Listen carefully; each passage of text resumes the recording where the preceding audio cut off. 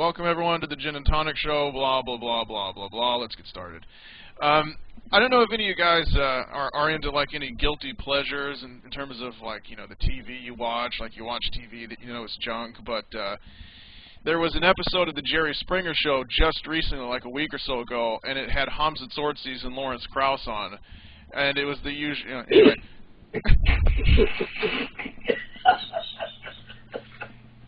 You had my attention for a second. Stop. I think that you've been on top of this issue. Why don't you give us a synopsis of what happened? Oh, shit. Oh, goodness. Okay. 2 months ago, somebody came to me and said, I think it was Belter, actually, who said to me, okay, look, there's going to be a debate between Hamza and Krauss. I looked at Krauss's itinerary, and it said that he is debating Ira. And I think that we even talked about this. And then I contacted him. I said to him, listen, we need to sit down and talk because I know that you've been talking to Abdul, blah, blah, blah, and you've had this Muslim, but this is different. We need to chat. So he said, okay, let's do it next week. Let's do it next week. And then next week comes, let's do it next week. Next week comes, let's do it next week. And then I said to him, okay, look, you've only got 1 week. You've only got one chance at this. I'm going to help you because otherwise you're going to get washed out.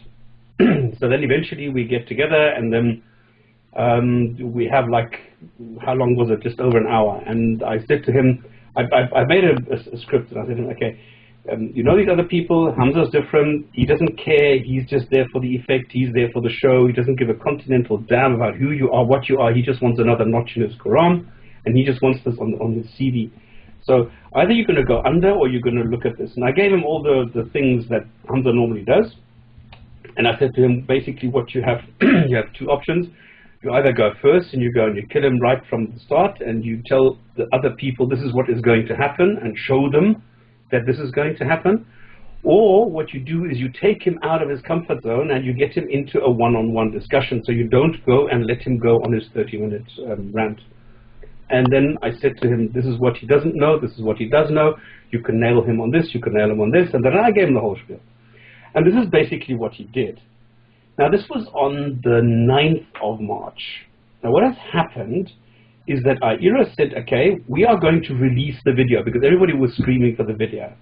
What happened instead is that they were releasing a snippet or 2, because there was a situation when Hamza asked him, well, you are the atheist, you don't have any moral standards, how do you know that incest is wrong?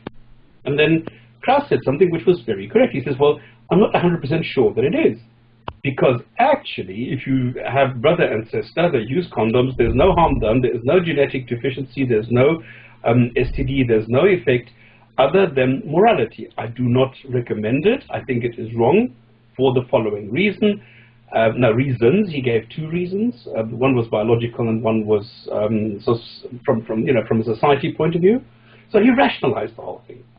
The other thing that was released is about the segregation, because at the beginning of the debate, Krauss walked out because somebody had told him it would be segregated.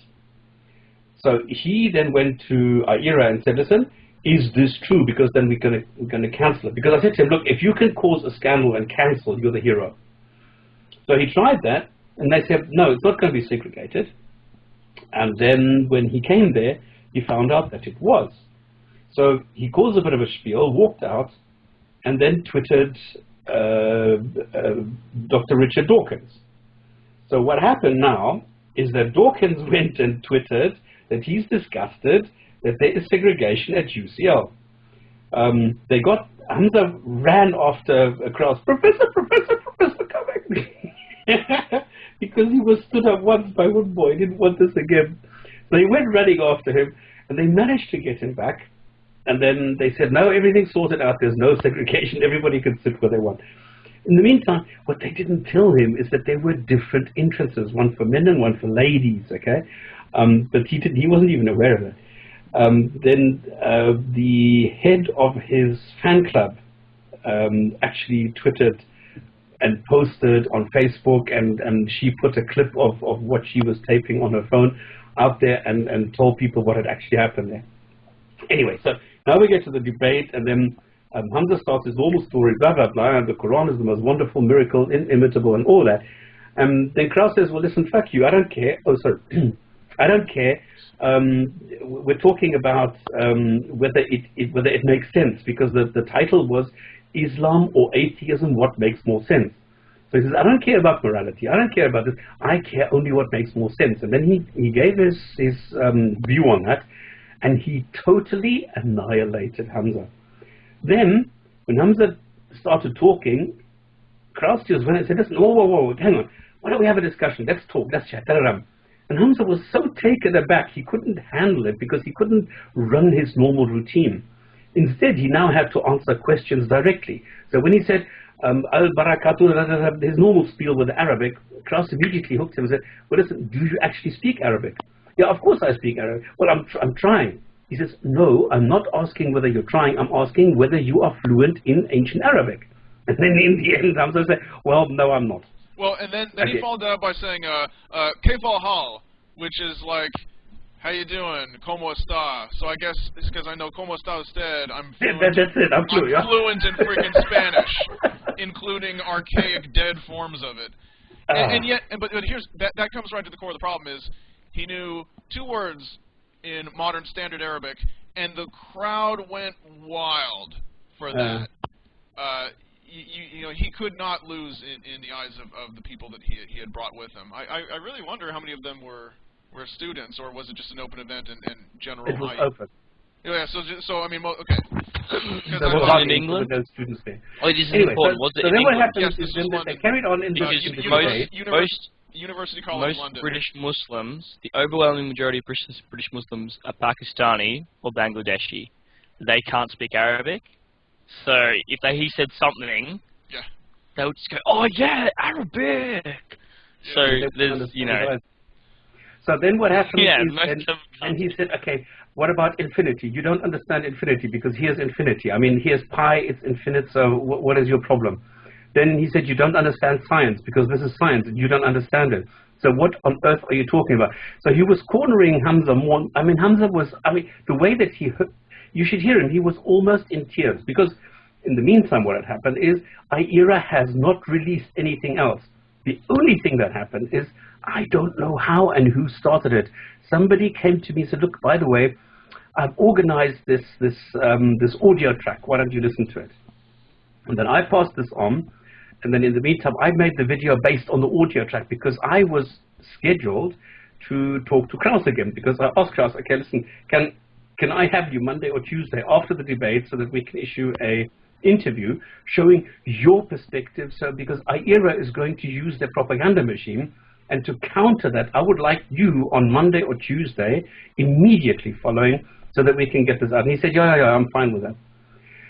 So luckily, I got this audio thing so I could do the video, because Krauss is, he's so unreliable. Because what he did in the beginning, where he said, okay, I'm not going to do this now, let's do it next week, yeah, but now's not good, now I'm in Sweden, now I'm in Italy, now let's do it next week. He never pitched. It's to this date, it has not happened. I just sent him an email now, and I said to him, listen, forget it, never mind, it seems that this is not your focus, not your whatever, in your attention span anymore. I found somebody more reliable, and that is me. And then that is it. So, anyway, so now Hamza is completely, like at the bottom, he's completely devastated, and this carries on and on and on. Then they go to the rebuttal, and Krauss again takes Hamza out and just does a discussion with him. So for 1.5 hours, they're just sitting, sparring. Then Hamza says, yeah, but in your book you say this. And then what is funny is that Krauss says, well, if I say what you are saying in my book, then I was wrong. The audience understands I was wrong, and they go crazy, and they applaud, and they howl and whistle and toot. And they didn't understand that he actually said the opposite, that he was making fun of Hamza, who, by the way, made a mistake. He got the wrong page, he got the wrong quote. Now what is happening, he is issuing on another channel, not the IERA channel. This is funny. It's on his private channel. He is now issuing little snippets where he is sitting in front of a microphone. And this reminds me of these initial Big Brother episodes where they go and they cry in front of the microphone. Oh, but she was so mean to me. Now he's doing the same thing. Oh, but Krauss is so mean to me, and he did this. And I said, And he still does not understand the points. He still doesn't understand infinity. He still doesn't know where he misquoted Krauss. He does not understand it. He is intellectually incapable of understanding. He understands that he was badly burnt, but he still doesn't know why and how. Yeah. So Well, this is what's happening. IRA still hasn't released it. I don't know what they are doing. They're saying, well, we're not dragging our feet. It's really coming, but we have to combine 3 camera angles. I think they were going for a propaganda show, taking out everything that looked bad for Hamza, and then they were surprised by the audio thing coming up and everybody reacting to the audio thing, and now they have to redo everything. Yeah, it shouldn't take this long for them to edit it. It's ridiculous. Yeah, I mean, Hamza, he just keeps using words that he doesn't understand, and, that's not to condescend or be insulting. I mean, quite literally, he will give a little speech on the nuances between deductive and inductive reasoning, and then he'll use examples of his own that prove that he doesn't know what those things are. You know, he's like he's lecturing. He's like, Professor Krauss, I don't think you understand the difference between deductive and inductive reasoning and what an inductive fallacy is. He then goes on to say that the universe could not have begun the way Krauss says it because a mother can't give birth to herself. He's never seen that.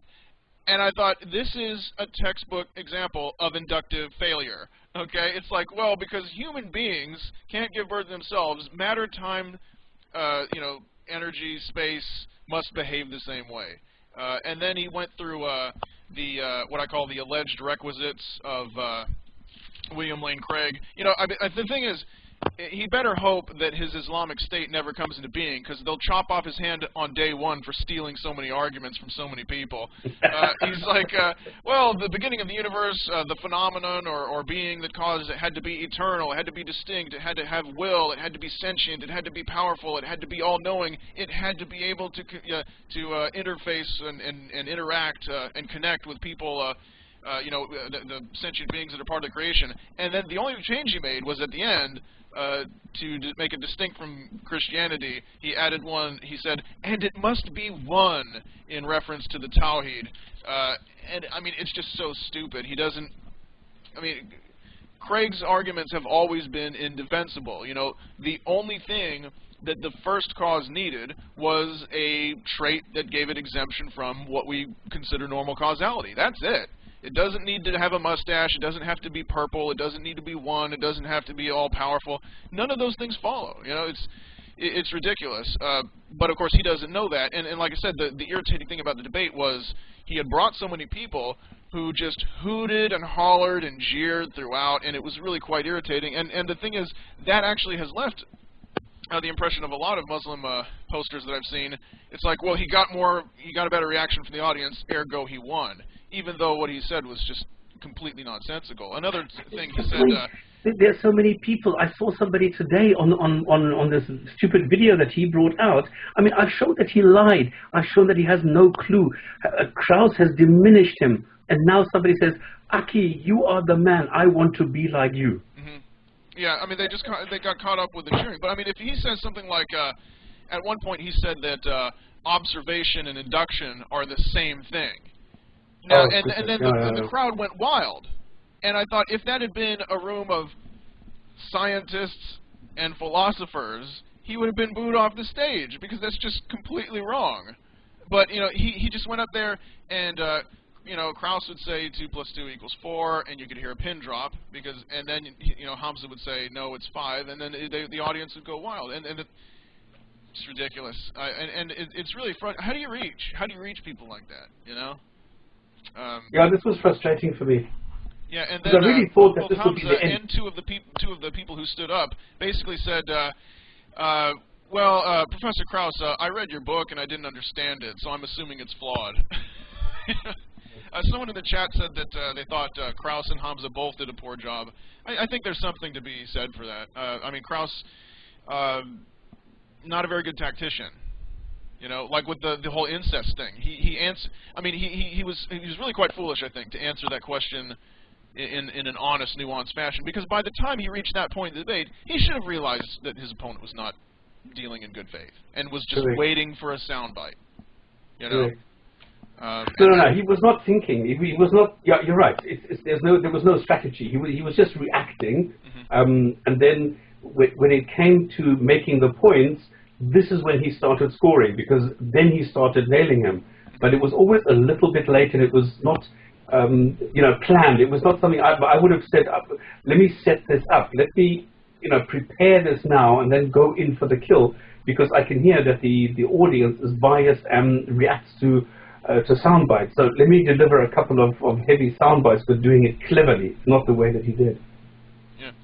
Yeah. The thing is, once Hamza had that instrument in his hand, once he got Krauss to give that answer on incest, he just kept bringing it up again. Anytime Hamza got in trouble, he'd say, well, this from the man who defends incest, this from the man who promotes incest, which of course is not what he said.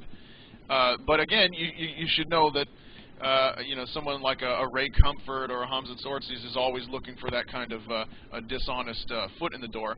But what was amazing is the other thing is he should have let someone tutor him in basics of the Quran, because if it had been one of us, we would have and he said, well, what makes incest wrong? We would have come back with, you mean incest like in Surah 33, verse 50, where it says clearly that first cousins can marry, that kind of incest? And would Hamza have had any response to that? No, but I couldn't go to that level. Why not? What do you mean, what level?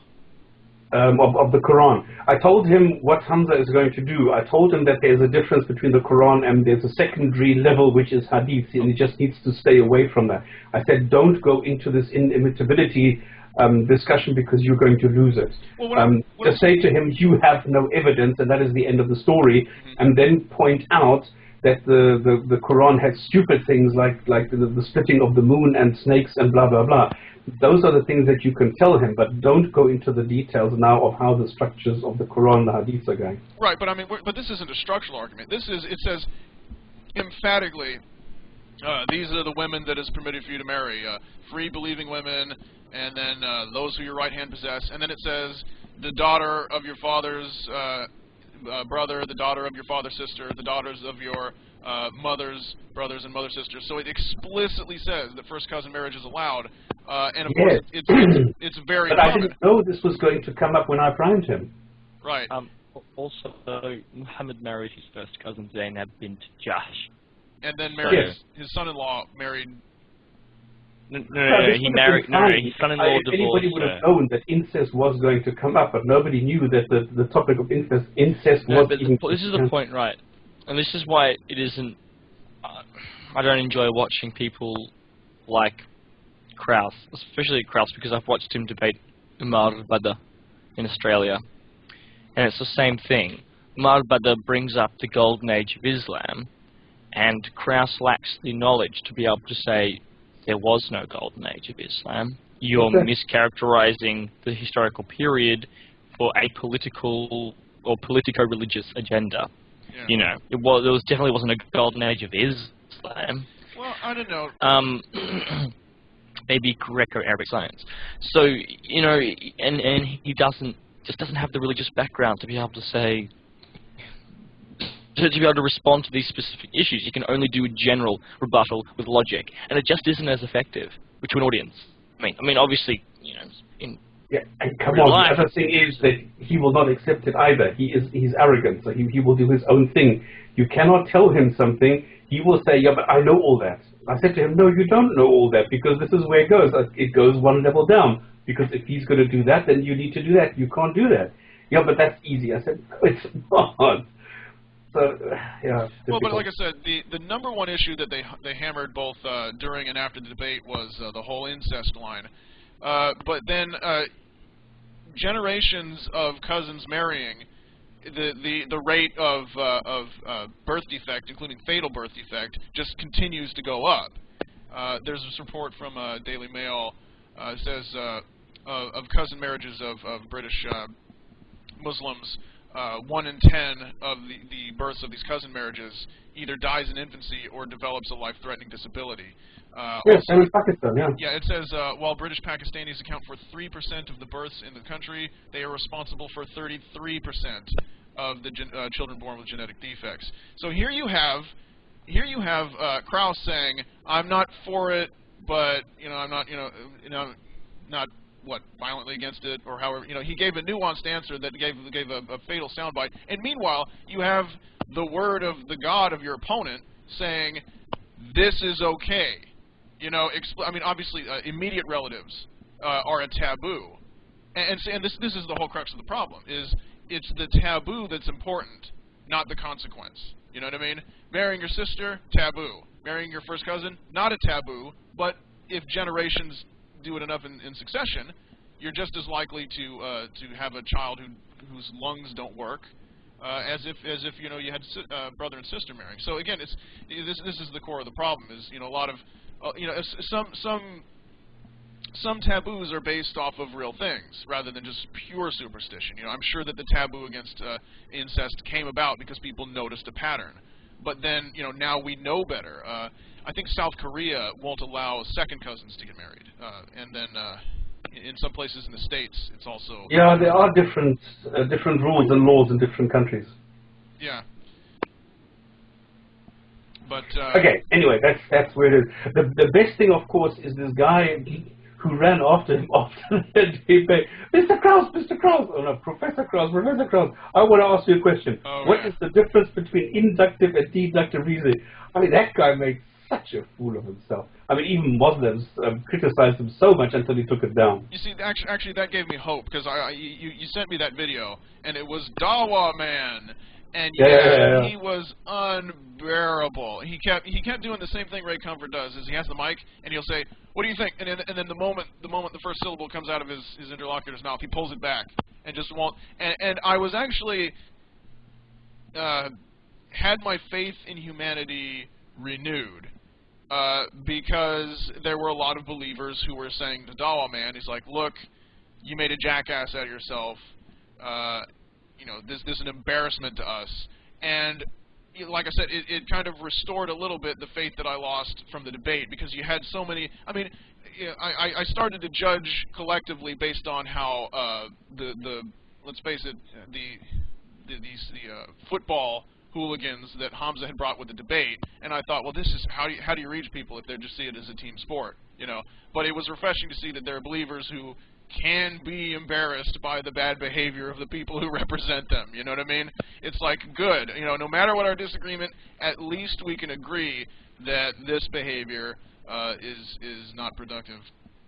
Well, there's other things who are heavily criticizing now this war between Adnan Rashid and Adam Dean. It's a fitna. It's fitna.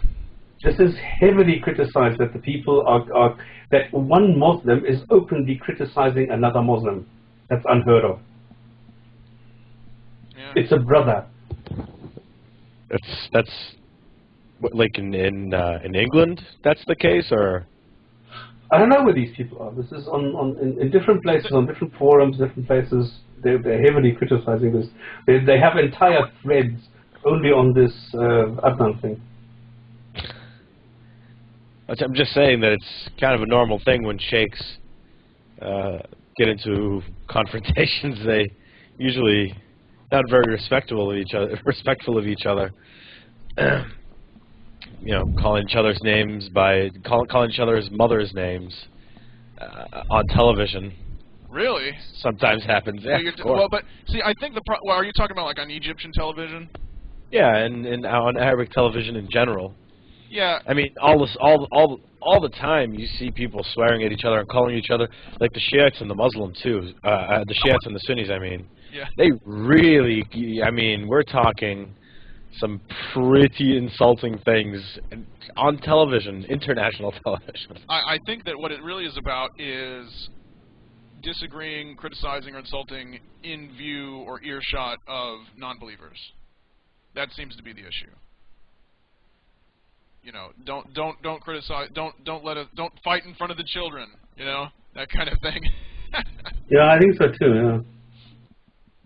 But yeah, I mean, it's heartening when you have middle of the road believers saying, okay, look, sorry about that guy, he's a jackass, he doesn't represent us, just ignore him.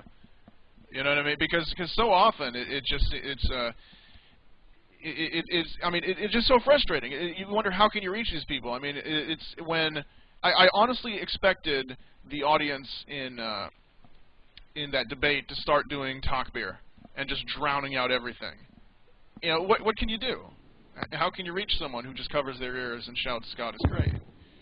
What I find interesting is that almost every single time a Muslim is debating somebody else, they seem to always have a skewed audience, and this kind of bullying with the hoot and all that stuff is not. It's not just Hamza either. I mean, it just seems like they always crowd in debates if there's a Muslim debating. Yeah, and the thing is, I would never do that. I mean, I was talking to someone the other day, and they were talking about how I'm way too nice on the show when we have believing guests on. But I mean, I would never, we got 48 people chatting, and probably more viewers if I were to look. I would never mic them all up so that they could cheer and laugh and rain derision on a guest while he was on the show. I do everything I can to make them feel comfortable here, and and that's the other thing. I really want to know what they think, because no matter how much I read Bukhari, or no matter how many times I read the Quran, no matter how much I read it, there's knowledge of the lore, and then there's knowledge of what the actual practiced religious culture is, and the only way you can know that is by asking people to do it, and then asking people of different sects and Quran-only guys, people from different schools. So I honestly want to know what's going on, what do they think, and I don't just, I try to avoid falling in the trap of telling people what they think, or just shouting them down. I think I shouted down P.Z. Myers and Tom Holland more than I did any of the Muslim guests we've had on. Okay, so are we still talking about Hamza Tzortzis? Because I have no, it's done. No, you're finished. No, go ahead. All right. Well, I've noticed. I've been at university, as I do every now and again, and I do Islam-related subjects. And in one of my classes, the lecturer is a certain ethnicity that explains, come to think of it, the kind of Islam we're being talked about.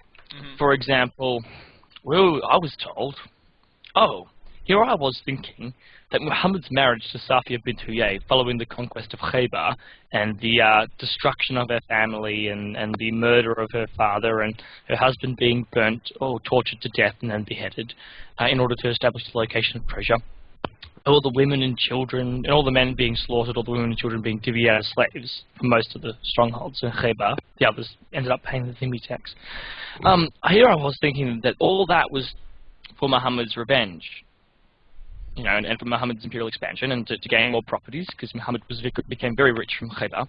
So much for him dying poor, as we're all told. He actually had a lot of property,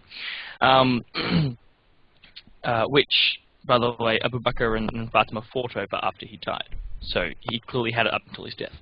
Anyway, so here I was thinking that, this was... And then when he took Safia bint Huyay as his wife, that was because she was really hot. And people were talking about, well, yeah, she's really hot. And so Muhammad took her as his own. Now, that story makes sense. But no, apparently what actually happened was Muhammad married Safia bint Huyay to stop anti-Jewish bigotry. What? Was she... There you go. There you go, guys. That's what actually happened. What about Yeah, she was Jewish. That's the Khaybar Jews, very famous. Oh. I mean, in Ibn Sa'd. Do you think that there? I can just imagine if you. I think that there are a lot of Muslims today. If you're like, well, your prophet married a Jew, they just about take a swing at you. Well, and the thing is, though, that he also had this Maria, this Coptic Christian. Well, but you know how it is these days. You know what I mean? He was not choosing. I mean, come on, he took anything that came along. Yeah, so he raped. He raped. It had upwards of 2 legs.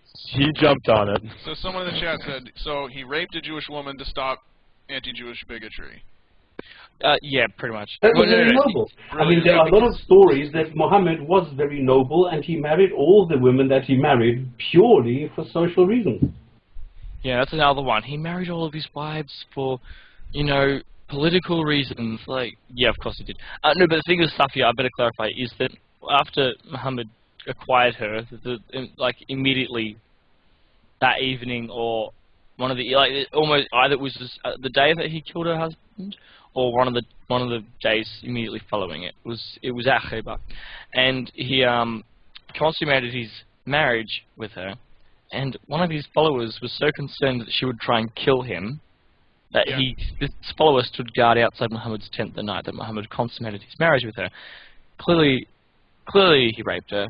Clearly she was not happy marrying him because he had just, I don't know, tortured to death her husband and just killed all her family and destroyed her home. Yeah. And think about the anti-Jewish bigotry. Following a while later, she actually ended up converting to Islam, according to Islamic tradition. I don't know if that's true or what her motivation was, but it certainly doesn't change what happened when she was married to Muhammad initially. But in any case, she, the Aisha bint Abu Bakr and someone else, maybe Hafsa, I can't remember, would make fun of Safiya for being a Jew. And Muhammad's response to this was, when Muhammad overheard this conversation, Aisha was calling Safiya a Jew, and then Safiya would say, well, screw your dad, or something like that. And what was Muhammad's response to this? Did he go in and say, anti-Jewish bigotry is wrong, you shouldn't make fun of someone simply for their, inborn biological ethnicity? No. Don't you dare talk about Abu Bakr like that. He's a good man of mine. And that's it. No. I mean, it's like a real cat fight. But the thing is, anyway, so this is one example of what I've been taught at uni by this lecturer, is that Muhammad married Safiya bint Huyay to stop anti-Jewish bigotry. Great one. What else did Muhammad do? Oh yeah, Did you say anything? It was the middle of the lecture. I didn't want to interrupt and be that. But it did. Didn't it stop the anti-Jewish bigotry? I mean, Muhammad was never. He was never killed by a Jew, was he? Yeah, I think that was the last time they ever killed any Jews, right? Yeah. Well, I mean, the second caliph kicked them all out of the peninsula. Yeah, job well done, I say. Yeah. No, but seriously, I mean, he also kicked all the Christians out. Actually, he didn't, by the way. But that's what Islamic tradition says he did. Anyway, another thing that my lecturer has told me is that everyone listened to the farewell sermon, and then we all. Hold on, let me actually get his version of it because this is so hilarious. The what? The final sermon. Okay. What, in Medina, or what, before he died, or what? No, when Muhammad was on his nearly dead, or just before his death, he got up and he did a farewell sermon. Now, obviously, he didn't actually give a farewell sermon. This was just Sunni Islam or Sunni traditionalists' excuse to basically summarize what they thought were Muhammad's essential teachings into one hadith, so that they could have one hadith in the hadith collections that would unify or synthesize Muhammad's message. This is what is most likely, because anyway. But allegedly, this is what Muhammad said, and it's he's like, Muhammad's like, yeah, this is a sacred month. Obey Allah. Don't do usury. Don't marry any of my wives. Watch out for God walking from beyond the grave. Yeah, goddamn. But is this story with the sheep really something that people take seriously? Oh, it's in the Quran. It's in the Quran. It says, don't fuck any of Muhammad's wives after he's dead. No, sorry, about the sheep, the way that he died. No, that is in the Quran. You're not allowed to look at Muhammad's wives. You're not allowed to marry. Even today, you're not allowed to marry any of Muhammad's wives. I mean, you're missing the point. Right. You can look at Muhammad's wives. Because if you first sucked on one of her relatives' tits. Yeah, that's true. That's why Aisha would get Asma to get everyone to suck on her tits, and then she could just go and be in the same tent as them. That's not a joke, by the way. That is an Islamic tradition. Aisha would get full-grown men to go and suckle on Asma, and then they could be in the same tent as Aisha. No way. And they could act plans. No, that's true. Be in the same tent as Aisha alone. This is fucking hilarious. Anyway, seriously, how it sounds like a joke, doesn't it? Now, is this before or after Muhammad died? I think it was after Muhammad died. Supposedly before, because she justifies it with a hadith where they were somewhere and Muhammad tells a man to suck on her tits. He tells her to breastfeed him, and she says, "How do I breastfeed him, Ya Rasulullah?" And then he explains to her. he shows her how she should breastfeed him. And yeah, very awkward situation. Yeah, I'd say. I don't know which collection this is though. I'm going off the. I can show Arabic for you. If you want. Okay, but now, Arabic to come back to my original question, is the story with the sheep authentic? Do you mean when the Jewish lady tried to feed Muhammad some poisoned mutton? Yeah, well, I don't think it actually happened, but sure. It's just a bottomless pit of weird. It's testified in Islamic tradition, and supposedly by some traditions, this is by extension what killed Muhammad. Although I don't know which traditions say that. I've just heard. Anyway, that's not the point. I want to get to, there's a point I'm making here because my lecturer then, quotes the farewell sermon, and it says here, "Oh people, it is true that you have certain rights with regard to your women, but they have rights over you. Remember that you have taken them as your wives only under Allah's trust and His permission. If they abide by your right, then to them belongs the right to be fed and clothed and kind of." Note there, if they obey, if they fulfill your rights, then they have rights. So women's rights are prerequisite upon them obeying men's rights. But whatever. They have the right to be fed and clothed in kindness. Do treat your women well and be kind to them, for they are your partners and committed helpers. And it is your right hand, blah blah blah blah blah. It is your right hand that they do not make friends with. It is your right that they do not make friends with any of whom you do not approve, as well as never to be unchaste. Oh, cool, that's nice. Oh, wait. This version of the farewell sermon is not found in any of the canonical hadith collections, because this version is a little different. There's 2 lines missing from it. 2 crucial lines. Now, there are several versions of the farewell sermon in Sahih Muslim, Sunan Abu Dawud, Sunan Ibn Majah, At-Tabari's Tarikh, and Ibn Hisham's Sirah. Right, and the one from Muslim, so most of them mention a certain term, awan, but Muslim and Abu Dawud don't mention it, so I'm just going to pretend, maybe he got this hadith from Sahih Muslim and Sunan Abu Dawud. Okay, I'll let him off for not having that line in it. But every single version of the farewell sermon has a line in it that this one in my book, my textbook here, this one that my lecturer got us all to read out in class, does not have. Oh, well maybe it's just a mistake. No. When you know what the line is, someone has deliberately cut out this line from this text, and we are now being taught at university a fake hadith, an interpolated hadith. So what is that line, I hear you ask? Well, it's actually a line from the Quran.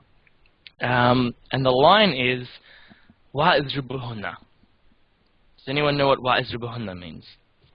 No, tell us. I'm sorry, I was not paying attention. Can you please? And do something to them. Yes, and do something to them. Idrib. Idribuhun? What is idrib? You said, it sounded like you said Izribuhuna. Did you say Idribuhuna? Idribuhun. It means and beat them. And hit them, yeah. Yeah. You said it sounded like you're saying Izdribuhuna, and I thought I'd never. In Arabic, in English transliteration, it's a D with a dot underneath it, so it's not D. It's like it's slightly different, and so it's almost like a the or the to my Vulgate tongue, so it's a little hard to pronounce. But you get what I'm saying here. Wa'idrubuhunna, which is and beat them. So if basically when did I learn this fucking language? I've been studying Chinese like really hard, and then I've learned this language by accident just by looking up these bogus fucking claims. Why do I speak Arabic? I had no intention at all of learning this. Okay? Jesus Christ. I don't want to understand. No, I'm just kidding. It's a fake hadith. Ali and I have talked about this. I actually think that Arabic is a pretty cool language, just as a language, just because of its features. But I'm just saying, like, when did I learn that? It's like you look up the same claims over and over. I'm sorry, Klingschor. basically, the point is that we're being taught a fake hadith here. Hadith which lacks the line, and if women commit fahisha, or if women disobey, وَأَدْرِبُهُنَّ, and beat them. So, this is another example. So, oh yeah, Muhammad married a Jew to prevent anti-Jewish bigotry. Oh yeah, farewell sermon, but with the beating part knocked out. And so much other stuff like this. Yes, Islam is environmentalist. Does it have the part where it says treat... And what I realized is... Does it have the part where it says treat them like domestic animals? No. He took that part out too? Muhammad said... Oh, no, he did take that part out. But see, that part is not in Sahih Muslim Sunan Abu Dawud's version. That's in one. So is that Ibn Ishaq or something? The term awan, which can mean either prisoner, captive, or domestic animal, is in Tabari's one, Ibn Hisham's one, and Ibn Majah's one. Okay. But it's not in Abu Dawud or Muslim. But Wa'idrubuhunna is in all of them. So that's why, obviously, this has been interpolated. Anyway, what I've realized is... sorry, I have to interrupt again. Sorry, I'm sorry. I'll let you get through this. But it's like so many movies have these, these scenes where, like Yoda is dying, and he's like, and they always have the profound words, and they make amends, and they tell him as they croak out their last breath.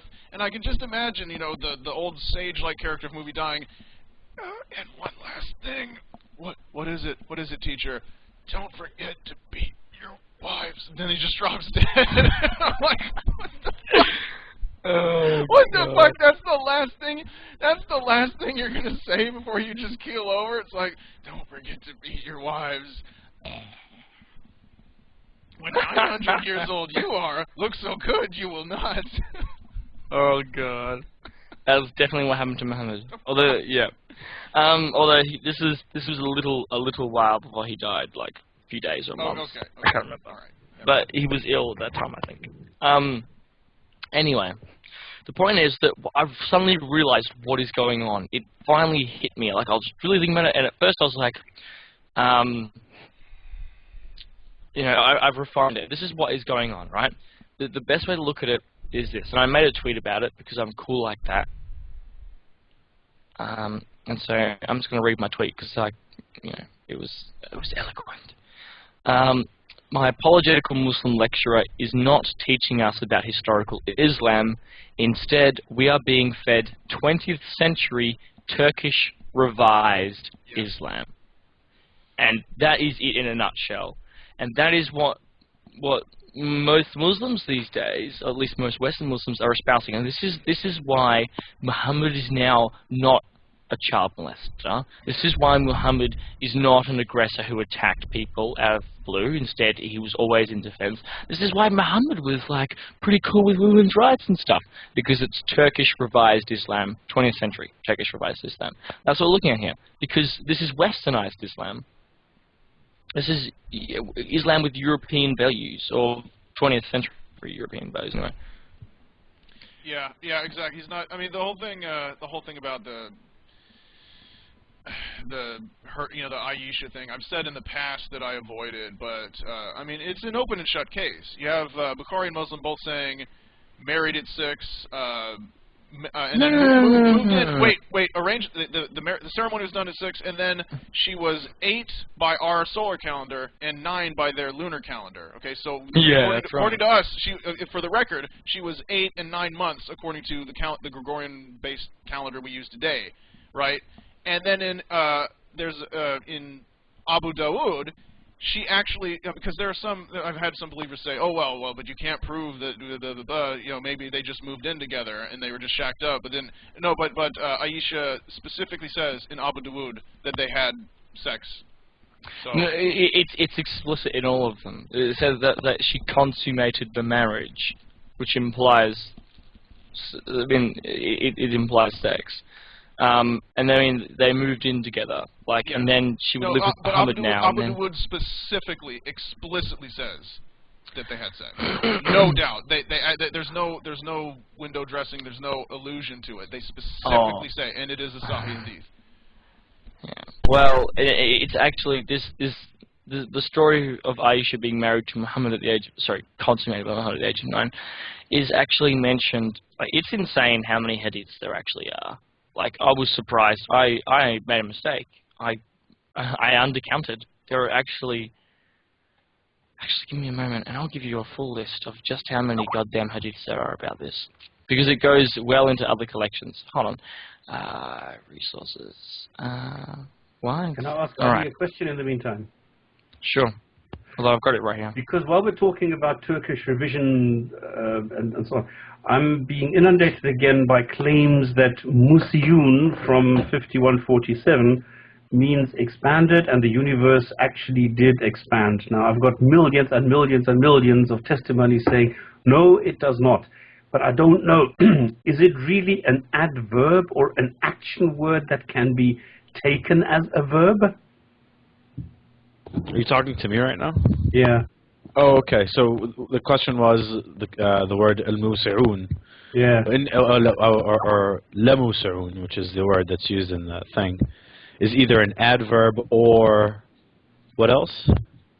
Is it, well, somebody said to me it's an action verb that can be used to describe an action, which is that he is actively expanding it. Okay, so I mean, I guess you could use it in a context that would make it that, but the context in that surah is not that context.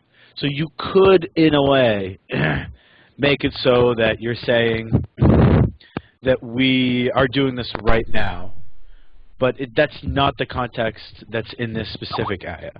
Yeah. Which so there is continuously expanding it. Well, it would mean that we are doing so right now. So if you somebody called you, you could technically say, well, I've built this thing, and now I'm making it bigger, or inni la musa'un. But here, again, you would have to be very explicit as to what it is you're talking about doing something right now. So you've just said we've finished something, and now we're doing so, and it would be quite clear in the context of that meaning of the word, turning it into a verb that is continuous. But that is not the context that's in the surah itself. And this is not my opinion. This is the opinion of, Ibn Kathir and all these other people who've looked at it. So, yes, there is a context in which you could say that to mean that. But that's not the context we're talking about here. Okay. But I think it's difficult to argue from what I hear now. Well, okay, the equivalent item of speech in English would be a verb that is you add ing to the end and use it for various reasons. Sometimes as a noun, sometimes as an adverb, and various things. But of course, there's not a one-to-one correspondence between how an active participle functions in English and in Arabic. But the bottom line is there is the verb of that sentence is earlier, and it's the verb created, and that is definitely in the past perfective. So there's no doubt that that argument is completely false. Right. In order for you to go from having just done something, you would then have to change the time period if you were going to start talking about being continuously done. Yeah. So, but that doesn't happen in that sentence. He doesn't say, I did this and now I'm doing this. He just says, I did this and we made it big, or we made it bigger. And so it would be very clear if that's what was being done at the time, because you would have to give the time periods explicitly in that context in order for it to be taken in that way. Okay. Certainly, you'd expect that from a book that's supposed to be the answer to everything. and again, and it's not just me who thinks that that's what it means, because if you were just talking to regular people, you would have to explicitly make out the fact that this was being done, and now this is being done continuously. Yeah. So yeah, the original verb creating would itself be in the progressive, and it's just wrong. I mean, people make up rules as they go along. I mean, the thing is, it's just such a bad book. It's just such. I mean, when you read it like when you read in English, you'll see pieces in brackets, right? And like many people, I just assume, okay, well, it must be something that's implied, kind of baked into a native terms in the original language that they feel like they have to clarify, right? But then you read in Arabic and you realize those parts are just missing, and there are pieces missing from verses that are required to make those sentences grammatically correct, or context that's absolutely required to know what the hell they're talking about. In some cases, like at the end of Surah of the Ants, I was reading it the other day, and at the end of Surah of the Ants, 2791, Muhammad drops his ventriloquism act for 2 verses. Then he remembers his mistake and he picks it up again. He starts to speak as himself and says, I have only been commanded to follow the Lord, etc., etc. But he forgets to use the device that he usually uses when he has something to say, and that is he'll have God say, cool, say, first person male imperative. He'll forget to tell God to tell him to say what he has to say. So he forgets to do that, and then he speaks in his own voice, even though it's supposed to be, Allah speaking. But it can't be Allah speaking in that verse, because otherwise it would say, instead of saying, I've been commanded to follow the Lord, it would be, I have been commanded to follow myself. Well, who could command him to follow himself? Himself? It makes absolutely no sense. So it's just a ventriloquist act that he briefly drops, and then 2 verses later, he remembers his mistake, and then says, okay, cool, tell them. But that made it into the final version of the Quran, of him, failing to drink a glass of water while his Allah puppet was talking. And I thought, these kind of amateurish mistakes made it into the current edition of the Quran, and they still think it's divinely inspired and protected and so forth. It's just amazing. And then actually, Hamza, cool. I'm sorry, Hamza's little dissertation on the linguistic miracle. The Quran broke all the existing patterns and rules and the boundaries of the Arabic language at the time and so forth. I mean, that's so frustrating. How do you get through to people that there's no such thing as a linguistic miracle, and if there was, this isn't it? Don't know, with sledgehammers. But an interesting thing about mistakes in the Quran is that an academic by the name, well, it's published in an academic paper anyway, in the Journal of the American Oriental Society, James Bellamy has published 2 papers or articles about proposed emendations to the text of the Quran, and he goes through and he demonstrates what appear to be clear scribal, linguistic, grammatical errors in the Quran. Yeah. Words that make no sense. For example, what does he say? I mean, and it's also published in some academic works, like a edited work containing numerous articles by, was it James Montgomery, I think. Anyway, and so he just goes through it and he gives, like for example, he says that Baka is actually Makkah in the Quran, and that it was just a scribal error. And what did he say precisely? It was something along the lines of they screwed up. They misted a meme for a ba, or something like that, and that's why it's Makkah. What is it? Be Bakatu instead of Be Makatu, or something like that.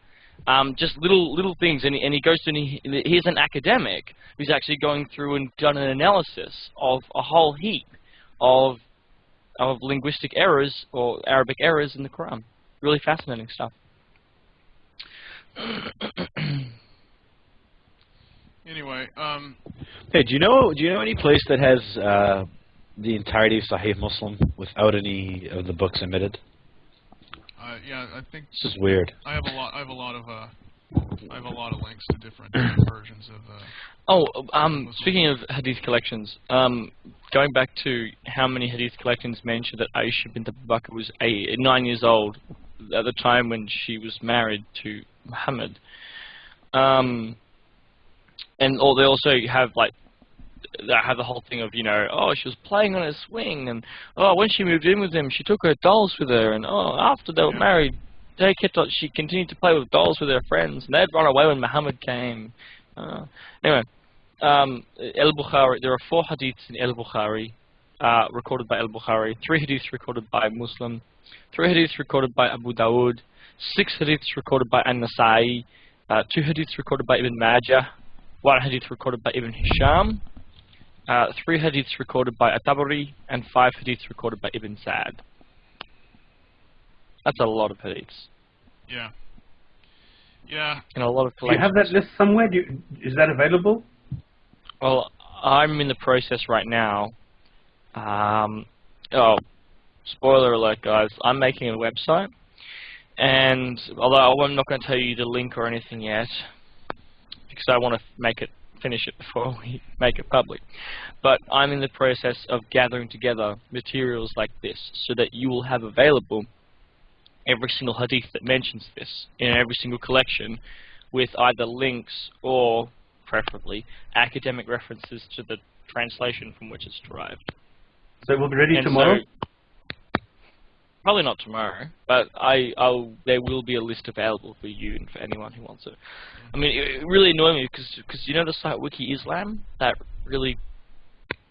the anti-Muslim wiki, which is really poor quality, and they often forget to source stuff, or they'll have Christian propaganda in there of the worst kind.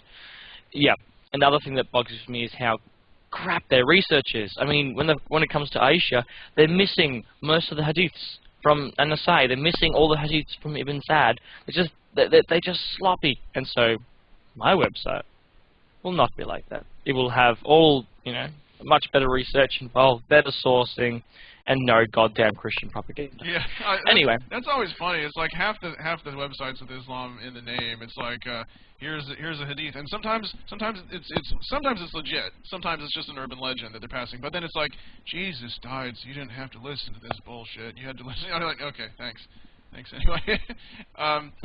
But yeah, the thing that has always made me rage is the whole linguistic miracle thing, and this was something that during the Krauss debate was brought up again and again, like it was this silver bullet, and it's just painful. You know, there's no combination of words, and there's no style that is magical, that can't be achieved by a bunch of chimpanzees on typewriters eventually. You know what I mean? And Krauss even said, he said, I entered some Arabic words and it just randomly generated verses that were found in the Quran. You know, but this is so frustrating because not only, I mean, I understand that not everyone's necessarily, I mean, a lot of people who don't study linguistics think it's this very arcane subject, which it really isn't.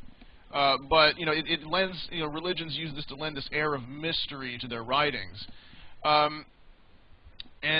you know, the thing is, he's saying, okay, well, it defied the conventions of Arabic and so forth at the time. That's not really true. If you look at the Quran, it mixes and matches pre-existing styles in kind of a Frankenstein monster of styles.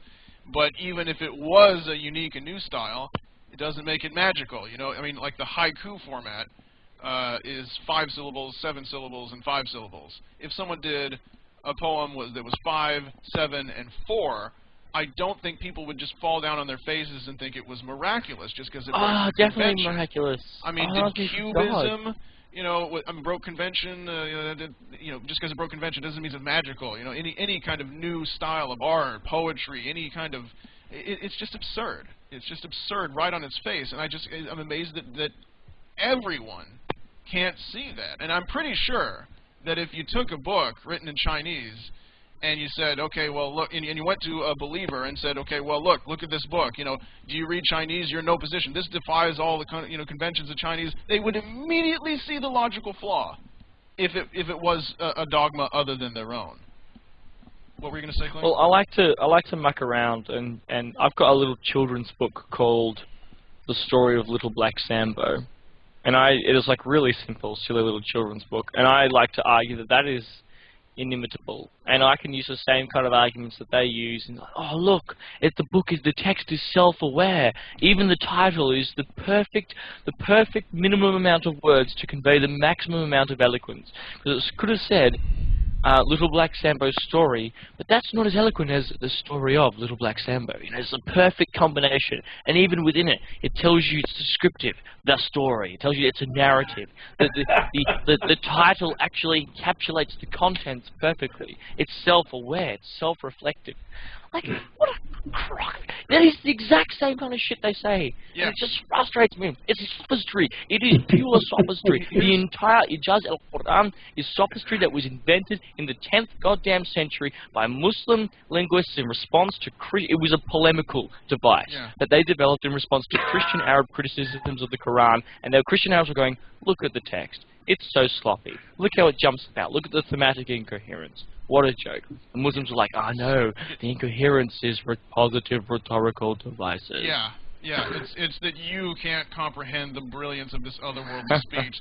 Well, you said about the minimum number of words, okay? I hear this all the time. Muslims will be the first to tell you, oh, well, they use so few words, and they do. Depending on what you consider a distinct word and not just a variation of a word. In other words, if you say, I run, you run, but he, she, or it runs, we don't consider those two distinct words. By the same token, if you go by that standard with Arabic, the Quran has about 2,000 or less distinct words. It has less distinct Arabic words because it has a fair amount of loan words, right? Well, if there are any believers who listen to this, I recommend turning it off at this point because I know you're going to be mad, okay? But I have to say it. Coco, the sign language using gorilla, knew 2,000 words in sign language. Now they have at a research institute... Wait, so you weren't kidding when you said chimps could get this with a typewriter? At a research institute where they teach simians language, they have a top student, Bonobo Monkey, who has learned over 3,000 distinct words in English.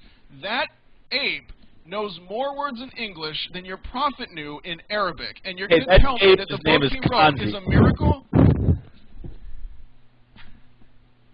Sorry, what? No, that ape, his name's Kanzi. Yeah, you heard this? Yeah. It's got a name. Don't call it that ape. It's not some god you can just... Yeah, it is amazing. But let me... I cannot... Please. Ali sent this link with the Aisha thing, and one thing it says there is because she was commanded to let the guy suck on her boobs, so she says, well, he said suckle him, and it would remove the expression of disgust on his face, and she says, I did that, and by Allah, I did not see any sign of disgust on the face of Abu Hanifa when I was suckling him. Wow. What? I'm sorry. I'm a dirty old man. I would also sexual morality. Look, here's what's... So Muslim. Yeah, this is Sahih Muslim. Aisha then uses that hadith to, again, like I said, have adult men suck on her, I think, sister's tit, so she could be with them alone. Right, and this... Hey, Atheismo, do you want a bigger cup? Oh.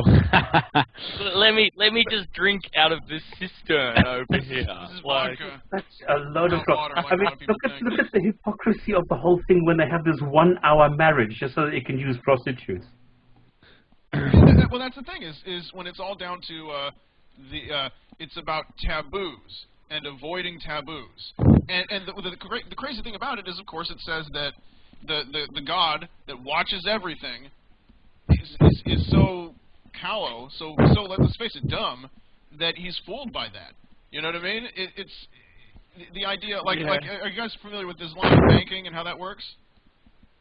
Yeah. It's like a pachinko parlor. Yeah, it's absurd. Yeah, it's a pachinko parlor. It is, for all intents and purposes, the exact same transaction. They just add a third party so that it looks like you're trading between the three parties and just taking a loss.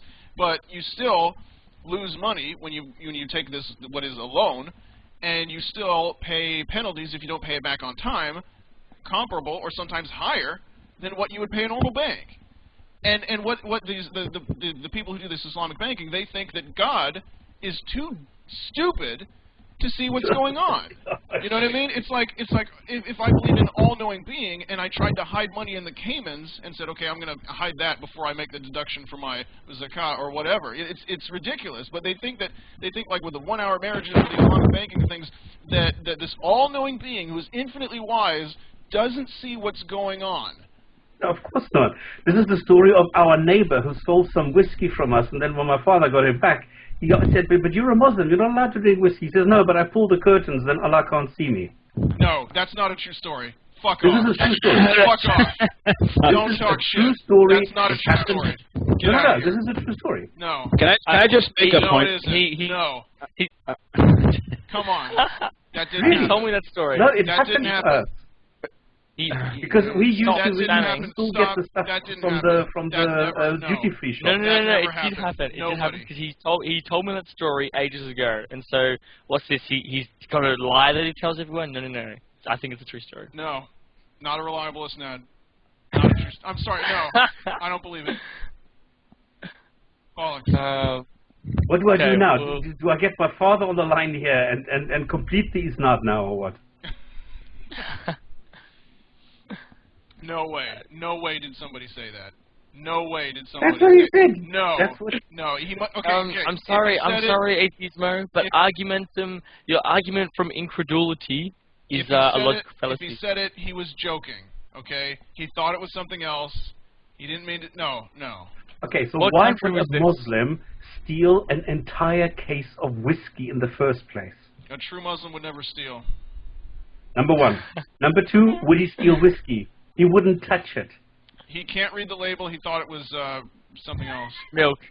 Mouthwash. Yeah. Zamzam water. He thought it was Zamzam water. Can I And then when he just- was drinking Yeah, it, let Ali come in because I wanted to make a point before we get lost too far. I just wanted to point out the fact that if it makes does it make sense that hey, women can't be alone with men in a room by themselves with the door closed unless that adult male sucks on the sister's tit, right?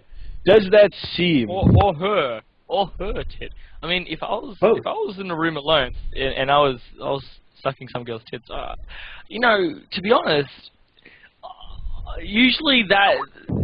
Well, I'll leave it up to your imagination. no. Well, that's even worse because look, I can't be alone in a room until I suck your tit first. I mean, Jesus Christ! How? Yeah.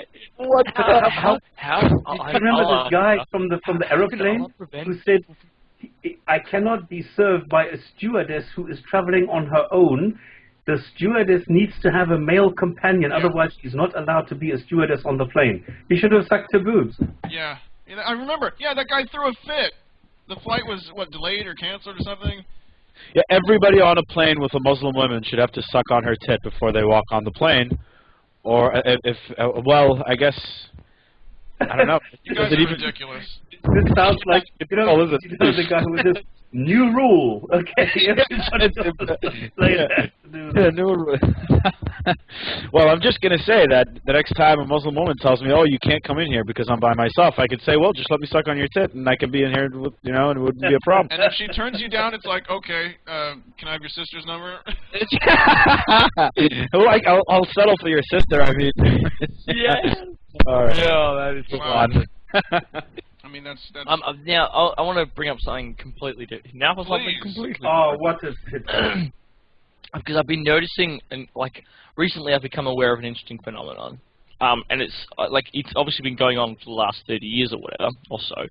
But I've only it's funny how when you're aware of something, it can take a while for your understanding of it to kind of solidify in your mind until you understand what you're looking at, like the focus, And so I've finally figured out what it is that I'm looking at. And I think that most Muslims I've ever talked to exhibit this to a greater or lesser degree. But it seems to me that there is present among Muslims of the world, particularly Muslims who interact with, on the internet or who have a connection to the wider world, there seems to be an Islamo-nationalism present. amongst Muslims, and it's exactly the same as like Armenian nationalism or Turkish nationalism or any other nationalism, except it's based upon, you know, you being a Muslim instead of you being a particular ethnic group. I mean, religious nationalism has appeared before. I mean, Zionism is probably the most famous example of a religious nationalism. I mean, yeah, you know, the early Zionists was mostly secular, but I mean, Judaism, Jew is mostly meaning a religious demographic. So, you know, anyway, but that doesn't matter. However you twist it. So, like, and I thought this was really fascinating. And like, when you look at ordinary nationalism, what is nationalism? Well, I've written down here to define it. Nationalism is the political ideology of any self-identified demographic seeking to establish national autonomy. This demographic will usually see itself as being victimized by oppressors of some kind, at whose expense aspirant nation of the demographic must be established. The demographic will frequently legitimize their aspirant nation by appealing to a romanticized past or historical heritage when the demographic in question were united or flourished under some historical empire or golden age. If only all of the demographic could be united into a single nation once again, it is typically argued, said demographic would experience a cultural renaissance and recreate their glorious past. Right, and so you can see this with like all the other ethnic nationalisms. So let's take a group like, I don't know, Turkish nationalism, right? So no, that's a bad example because they've got their nationality now. I don't know. Well, I mean, what's a famous example of nationalism in the world at the moment? Take Iranians. Ethnic nationalism. They take great pride in that. Oh, Tibet. Okay, Argentina? So let's take the Tibetans, okay? So the Tibetans are a self-identified demographic. The Tibetans, living in a set geographic area, who are being oppressed or see themselves, I mean, they are being oppressed, but who see themselves being oppressed.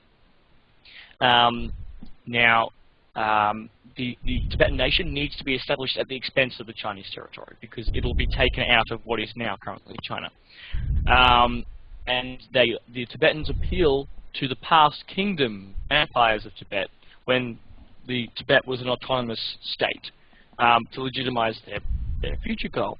And if only Tibet can be free, you know, we'll have our glorious, golden, great, awesome Buddhist kingdom led by the Dalai Lama once again. Now, you can see, and there are other aspects of nationalism, like an us versus them mentality and historical revisionism stuff as well, but that comes into it. But for now, I'll go into that in a second. But you can look at every single step of this, and you can see Muslims who have the exact same sentiments. So, what's the demographic? The demographic is Muslims. What are they seeking to establish? They're seeking to establish a united ummah, or a new caliphate. And it has to be at the expense of all the existing either corrupt, secular tyrannies or socialist republics or corrupt Western-backed kingdoms, or even in the instance of like Spain, for example, it has to come at the expense of the entire nation currently there. It needs to be replaced by a new one. What is the This is Islamo-nationalism. So the proposed homeland. What do you mean? Is this based on a specific madhab? Is this based on a specific interpretation? There are different with different Muslims. You'll find a different expressions. I'm just giving you a general introduction. Yeah, but this is why I was wondering, is there a specific group that is taking ownership, or is this like a new concocted reformed? That's the problem. Can I kind of explain? I get this stuff all the time. You know, people saying, "Oh, well, one of these days we're going to unite and just steamroll all over everyone." Exactly. And I thought, well, you know what? If you have any kind of a plan, and no matter what your intentions, if step one of your plan is bring every Muslim under the same banner, good luck. It's never going to work. Nobody wants to be the junior partner in that partnership. You understand? You could get them all to agree that it should happen, but that's the only point of agreement. No, you can't. And this is why I was asking Kling, is there a specific group now that has like a There are some. For example, like the Al-Qaeda is an version? example. I mean, you could get even some very liberal Muslims to say, "Oh yeah, it'd be wonderful if we all joined hands and sang Kumbaya." But you know, what common ground is there beyond that? You know. Well, you just delete chapters 3, 8, and 9, and you're done. This is fairy tales and like delusions. A very defined. This Islamo-nationalism is just how I'm describing this nebulous phenomena amongst so many Muslims, because it's a similar sentiment, and it functions exactly like ordinary nationalism, except for religious basis. Like anyone who calls themselves, most people who call Andalusi, I would say, exhibit this, because it's Andalusi. We should bring back Andalusia. Yeah, it's like a similar. It's an example of this, wanting to recreate the golden age, this past romanticized golden nation that once existed, that we have to recreate now in the present day. For most Muslims, they'll just say, "Oh yeah, golden age of Islam." For Salafi Muslims, they'll say, "Oh, we have to recreate the Sahaba, how it was back then. You know, we have to turn back to how they were." Whatever it is, whichever kind of sub. It's like the British thinking if they hold on to the. It's like the British are thinking if they can hold on to this island off of Argentina, they'll get the empire back or whatever, right? Kind of like that. More like India. It's nationalism that's really kind of useless because it's not going to get you anywhere. Yeah. So what it is, right? And you can see it. Like so what is the nation that they're trying to establish? The Ummah. A united Ummah. What is the romanticized past? It's that there was a great golden age when Muslims were all united under a single empire. What is the aspect? Like, and then you see, like, just as with all other forms of nationalism, you'll see there's an us versus them mentality. So there's a victim mentality. Just as the Armenians will be like, "Oh, those damn Turks hate us," and they did genocide them, or the Kurds, everyone, the hates us. Well, they do as well, but like every minority trying to establish, every nationalist movement trying to establish national autonomy is doing it whilst they're claiming oppressed or victimized by someone. So for Muslims, it's Great Britain hates us, the USA hates us, the West hates us. They're all to get us. That's the enemy figure. But another great example of how the us versus them mentality is prevalent, and so this is just us versus them mentality, which feeds into the whole this sort of Islamo-nationalist phenomena that is present amongst most Muslims, is the common Muslim response to humanitarian issues. On the rare occasions, the very rare occasions, that Palestine doesn't entirely hog the limelight for Muslim attention, the only humanitarian issues that most Muslims will ever take notice of are those issues involving non-Muslims persecuting other Muslims somewhere in the world. So instances of Muslims persecuting other Muslims are usually ignored, given that they do not fit into the us versus them narrative. So, for example, Turkish oppression of the Kurds, ignored. Iraqi genocide of the Kurds, Shias, and Musharrafs, ignored. Taliban's slaughter of the Shias, ignored. Pakistani oppression of the Ahmadis, ignored. It gets even more complicated because now there's this spike tension between Sunni and Shia to where I'm talking to more and more Sunnis who don't consider Shias to be any kind of Muslim. They consider them to be a completely different religion.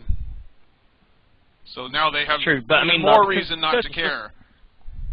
I mean, the Kurds were Sunni and the Musharrafs were Sunni at least. So at least on those issues. But no, we'll never talk about that. It'll always be what Israel is doing. And if it isn't what Israel is doing, for like 1% of the time, it's not focused on the Palestinians.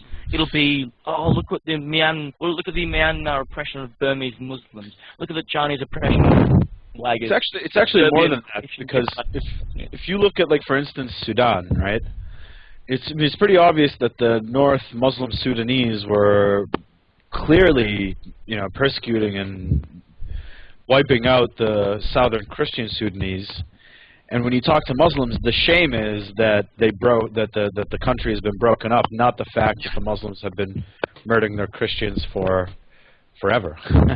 I mean, for as long as it's been a country since the Brits got out of there, and so it's not even. It's the tragedy is that the country broke up, not the fact that Muslims were, committing genocide against a Christian minority or whatever. But when I don't think I've ever heard in the whole time I've been on Facebook, seeing Muslim posts about humanitarian issues, the whole time I've ever talked to Muslims on Skype or in real life, I don't think I've once seen a Muslim ever express an interest in a humanitarian issue that didn't involve Muslims.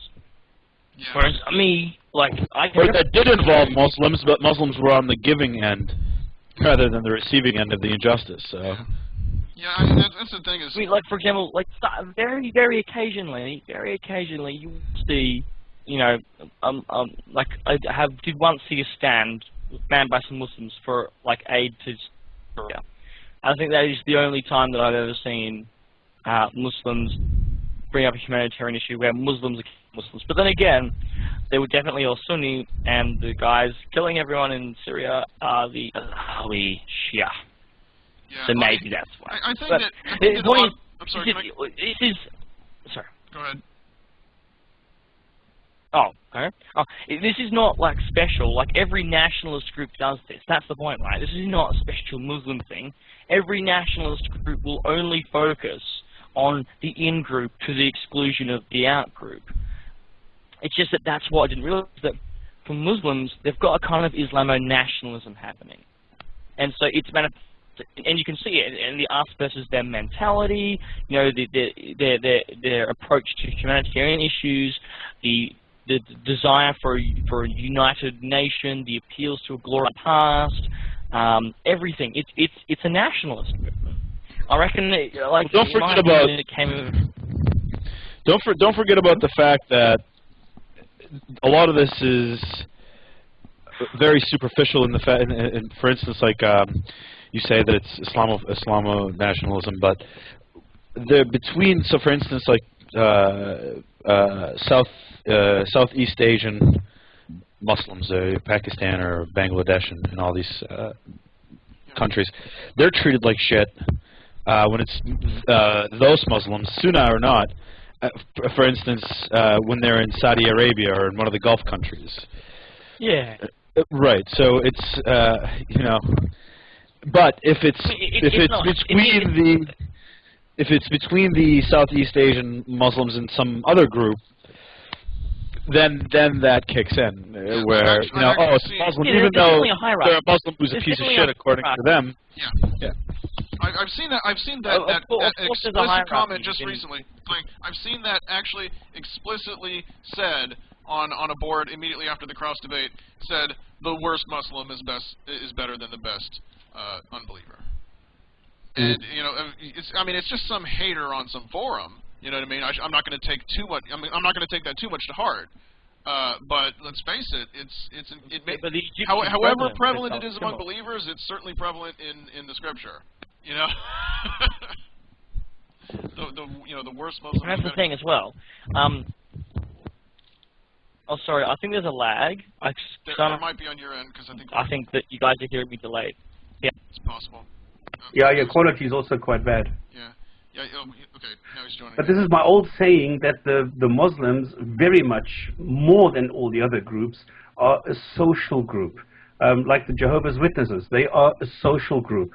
I don't see that in other religions so much, but here it's very, very, very much so that they get all their identity, all their secret handshake and everything only from their group. Jews are exactly the same. Well, Judaism really? is Okay, this I don't know. a religious system. The thing is, no, dude, everything. No, I mean, not all Jews take it seriously, but if Jehovah's Witness comes to my door, I mean, they're so used to having the door slammed in their face that, I mean, if you're like, okay, no thank you, before you slam the door, they're like, oh, he was one of the good ones. They're so used to it. But, of course, I think Muslims, I mean, imagine a Jehovah's Witness came, and he's like, would you like to hear about blah, blah, blah. I mean, usually you've already told them, sometimes politely, sometimes impolitely, to piss off before they've said anything. You see them, you see the suit, you see the Bible, you see the, or whatever. You're like, okay, no, thanks, bye. But imagine instead of they saying, okay, bye, they just threw a fit. They just threw a fit and started beating on your door or egging your windows. I mean, that's. I think that there's this decompression between the Muslim and non-Muslim world because for so long, I think Muslims are, in a climate where their beliefs are just being reinforced all the time, whereas in the developed world, religion is, even the religious will satirize or criticize. So it's a completely different environment, and they're just not used to it. They're just not used to it. Any kind of it's like, oh well, before we begin, let me first invite you to Islam, the perfect way of life, and you're like, no thanks. And then they just throw it. They just lose their shit. They just lose their shit. It's going to take some getting used to for them. So I was reading the other day that the new pope was going to go start washing the feet of prisoners, at some prison or something like that. And I was thinking maybe next he can go, give Ayman Zawahiri a blowjob or something, just as kind of a reaching out to the worst amongst us. Might as well go all the way. I mean, just saying. I don't know why that came up to my head, but it did. Yeah, but I mean, the thing is with this Islamo-nationalism, right, is that it definitely draws upon Islamic tradition for a lot of its elements, like the idea of the ummah, and even for the us versus them mentality, you can find justifications for all of this kind of stuff in Islamic scripture. But I would say that this isn't it isn't because of Islam that these people are doing this per se. It's more identity politics, just driving them to use Islamic tradition as especially amongst immigrant groups in Europe. Muslim, well, they're not, most of them are second, third generation, but Muslim immigrant societies in European societies, because there's, anti-Muslim bigotry or whatever, it creates it reinforces this us versus them mentality. It reinforces this kind of Islamo-nationalism, and I mean, this is why, any time you talk to a Muslim, they're going to assume that you're bigoted towards Islam, or that you're an anti-Muslim bigot. Like I'm talking to some UK Muslim girl, I think, on Skype, right? Or it's all text, but everything we're saying, every time we're talking, it's always accompanied by her commentary on her assuming that I'm, this is going to be my negative reaction to that. Oh yeah, well, I knew you'd say that. Oh blah blah. And it's this comment if I'm talking to any, and this happens a lot, especially with European Muslims. It's just part of this whole Islamo-nationalist thing, us versus them, the oppressive enemy. And we're a victim, and everyone's victimizing us. But does that make sense? Have I outlined this phenomenon of Islamic nationalism in a coherent fashion? The thing is that video Stop mentioned earlier about Dawa Man chasing after Lawrence Krauss. There was one point where they're like, they turned around and said, "Why are you following us? What do you want?" And he said, "What? I can't come with you?" And he's like, "Look, we're going to go someplace else. Could you leave us alone?" And he actually started shouting, "I'm being oppressed! I mean, in the middle of the street, in the night, he starts shouting, "I'm being oppressed! I'm being oppressed!" Now, to be fair, like Stop said, there were a lot of people, a lot of Muslims in the chat section saying this is unacceptable. This is not representative of us. But even though he was very over the top about it, let's face it, it's not that uncommon an attitude that they're in a constant state of oppression, even though he felt safe enough in that neighborhood to be drawing so much attention to himself and shouting in the middle of the night. It must either be a very safe neighborhood, or he must have felt relatively comfortable there. Have you seen the movie Four Lions? Because there's a scene in it where there's like a community gathering and a discussion on Muslim immigrants, and they've got this really douchebag imam who's like convert imam who's like, yeah, Western imperialism, capitalism, and then you've got some moderate Muslim lady, and then you've got some, I don't know, local, British politician or whatever, and in the crowd, this Muslim guy gets up and he's like, oh yeah, blah blah, you think we're all terrorists, right? What about this? And he opens, he's got like a bomb strapped to his chest, and he's like, yeah, blah blah. He does some little spiel, does some little chant, Allah Akbar or whatever. And he pulls the trigger, and it's like, it's all party poppers. And it's like, it's not actually a real bomb. And then he's like, everyone's like, ah, and he's like, oh yeah, but you would have thought, you know, bet you thought that I was going to be a bomb, right, or something. Anyway, the police come in, or the security guards come in, and they rustle him out. And as they're rustling him out, no, that's right, because if some white guy walked into a crowd with a fucking bomb on his chest, we'd be like, oh, it's just a joke, let it go. You fucking clown.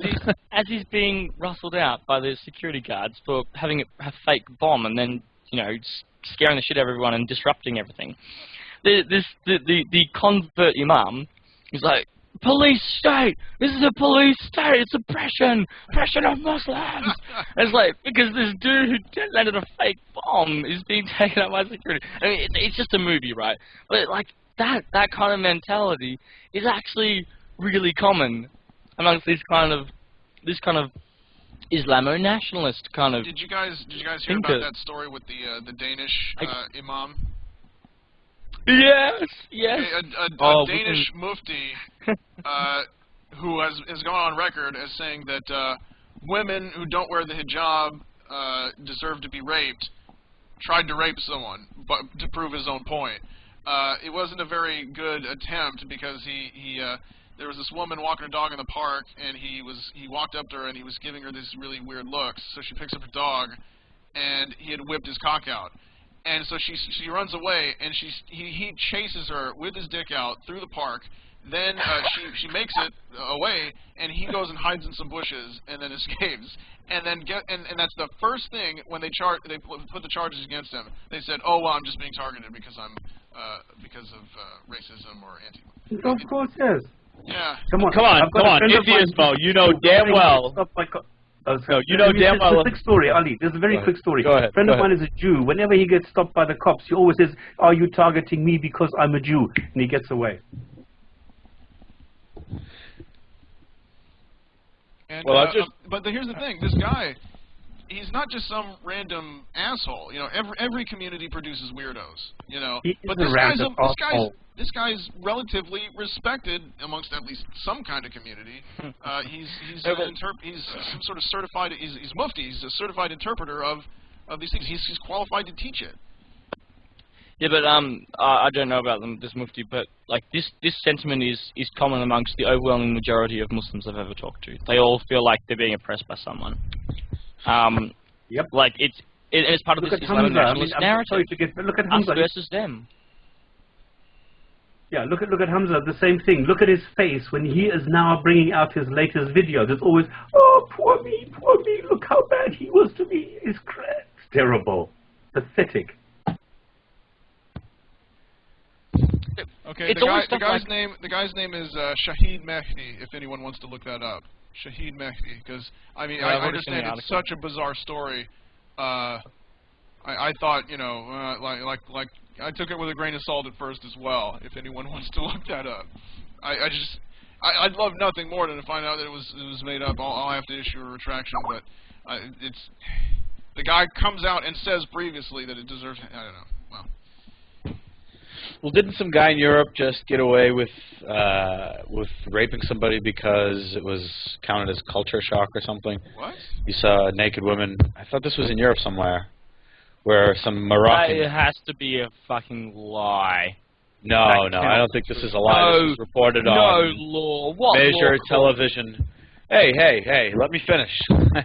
This was reported on American national news, so I would be pretty shocked if it weren't true, where some Moroccan man attacked some woman somewhere in Europe, and the judge said that it was culture shock. I mean, I'll find the thing while you guys. If it was on American national news, I'd be shocked if it was true, no matter what. See, the problem you're stuck with the Fox News narrative. And hey! I don't watch Fox News. You can't blame me for that. Well, I mean, but Ali, you haven't watched the debate. Hamza must have said that at least 3 times to Krauss. He said, "Well, you're the Fox News debate. You're just with the Fox News," and then the audience loved it, even though it was completely. He never elaborated on why or what he meant by that. But yeah, and then like I said, it's amazing. You know the other guy. You know the guy that used they call him Islamic Rage Boy, and he was a meme for a while. This guy is just from Kashmir, he was just so shouting hurt and as screaming well. with these awful He teas. was so hurt by that. He was like, "Oh, you know, why are they doing that? It's mean to me." Yeah, they caught up with him. Now he's out there actually shouting that people deserve to be decapitated. And then when interviewed about how he felt about people putting pictures up of him, he said it was an act of terrorism.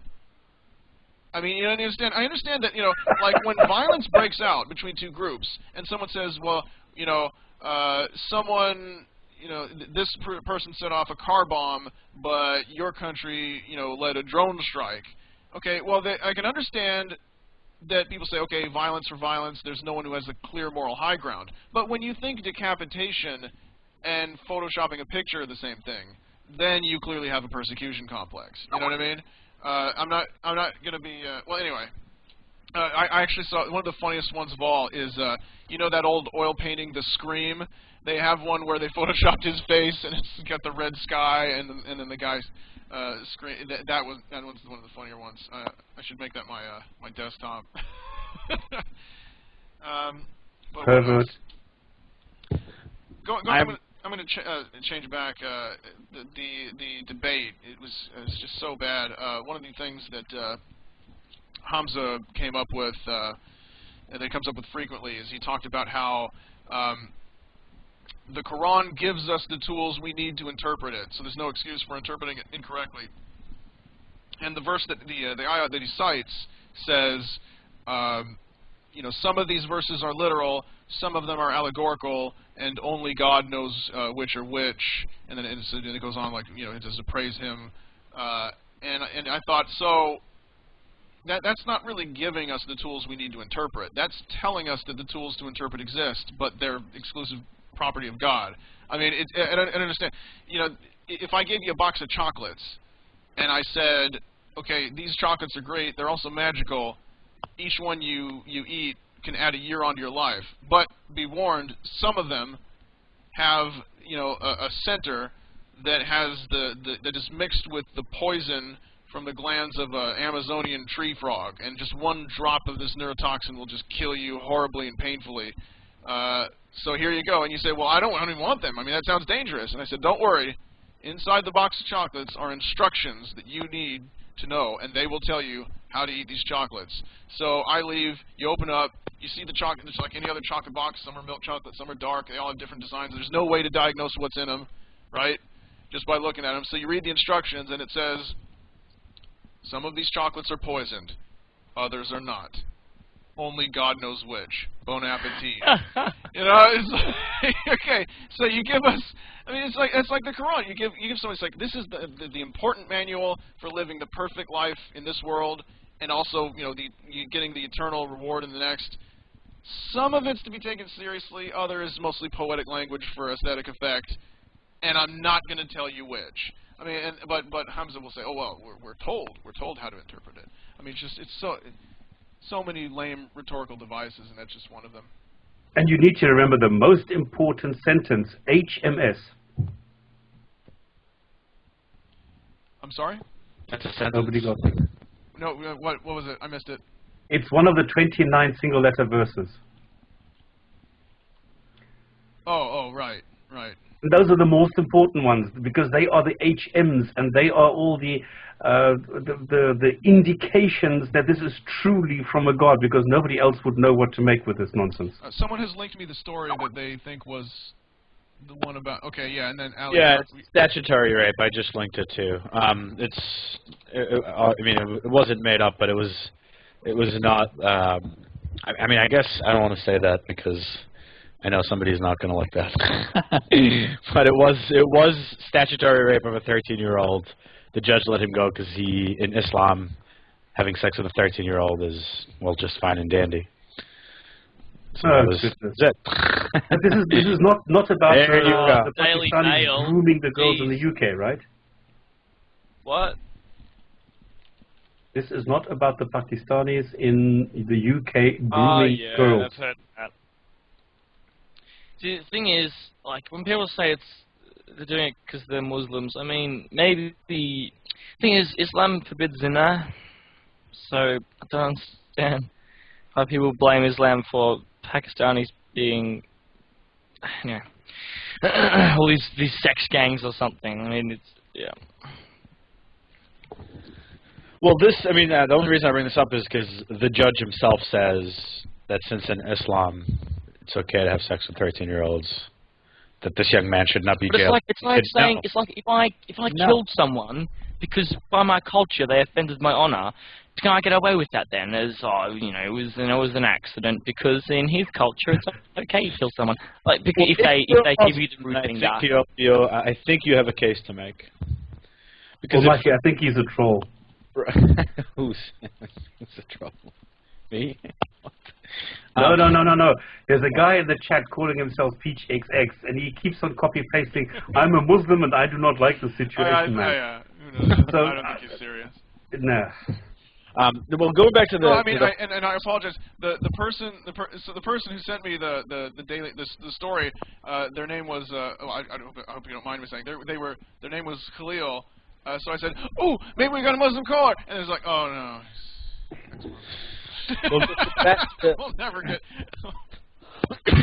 to the point about persecution. I just think it's funny how whenever you hear somebody talk about profiling in an airport or something, you hear usually people on the left crying and screaming, "Oh, this is racism, blah blah blah, this and that," but in New York, the stop and frisk thing, because of the fear of young black men shooting people in New York, gets, you know, nobody.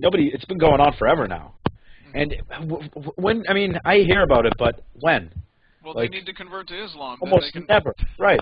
And I was just thinking, like, you know, if we're going to make this argument about Islam, which is not a race, then certainly you could make this argument about what's going on in the other places, and it's certainly much more egregious if it's made about a race than it is about some sort of ideology that, you know, it can be interpreted to mean you can blow stuff up in the air. You know, it seems a little out of proportion when we talk about, you know, oppressing, quote unquote, oppressing Muslims. Yeah, and the thing is, it's like I don't want to give anyone the impression that we're callous to what, you know, often happens. I mean, like when you know, the Burmese government burns down a village in you know, their countryside, you know, whether they're, you know, Buddhists, Muslims, Christians, or whatever, you know, it's not that we are without empathy for those people or that we don't acknowledge that it's wrong, but you know, like I said, it's the fact that, like I said, a Buddhist village can be burned down by the Burmese military, and then a Muslim village gets burned down. If you don't care about both of those villages, then I don't want to hear about objective moral standards or who is this or that. And then I have to add another thing. It really grates on me the way they, with, you know, at one side of their mouth they say, "Well, you're terrible. Why don't you have more sympathy?" And then on the other side of their mouth they say, "Oh, by the way, one of these days we'll get our shit together, and then we're going to come for you, and we're going to kill you or enslave you." You know what I mean? It's how many times have I seen people in the same posts or even the same sentences play the sad violin while also threatening you to beat you upside the head with that violin? You know what I mean? It's like so many people with their one of these days we'll get you. One of these days, I mean, if they're not content with the, you know, the threats of hellfire, one of these days we're going to take over the whole world and enslave you all. Do you think? I mean, sometimes I look at this and I think, you know how in a war, if one side unilaterally disarms and the other side is not honorable, let's say, then you've just committed suicide, pretty much. You know what I mean? Yeah. Do you think that, in a way, this type of unilateral respect is working in the same way, as far as, you know, respecting Muslims' rights and this and that, when they just really don't give a shit? Again, obviously, you know, with all the pre-qualifications in place here, right? Yeah. So it seems like sometimes that does happen. Like, There's a long list of situations where I feel there's a one-way street in respect, like the whole stink about the gender segregation at the debate. I don't know if you were you aware of this, Ali? That they divided up the seating by gender when they got there. And right, I heard something about it. I haven't seen the actual debate, but I've seen some clips where Krauss is making a fuss about it. Right. Yeah. Krauss said, when they originally were scheduling it, they said, well, we're going to segregate the seating. He said, no, I won't do it. You have to promise me that you won't do it. Well, they did it anyway, after agreeing not to, because otherwise Krauss wouldn't show up. I guess they thought that he wouldn't notice, or they didn't expect him to do what he did. But then afterwards, you had all these believers saying, oh, well, it's a violation of our, religion and culture and so forth. And I'm like, okay, look. You have two different sets of values, two different sets of rules. You agreed to compromise. And now you're saying, oh, you were victimized. Okay, oh, how dare you? Oh, they forced themselves upon it. Oh, we don't, and it's just indicative of the one-way street of respect.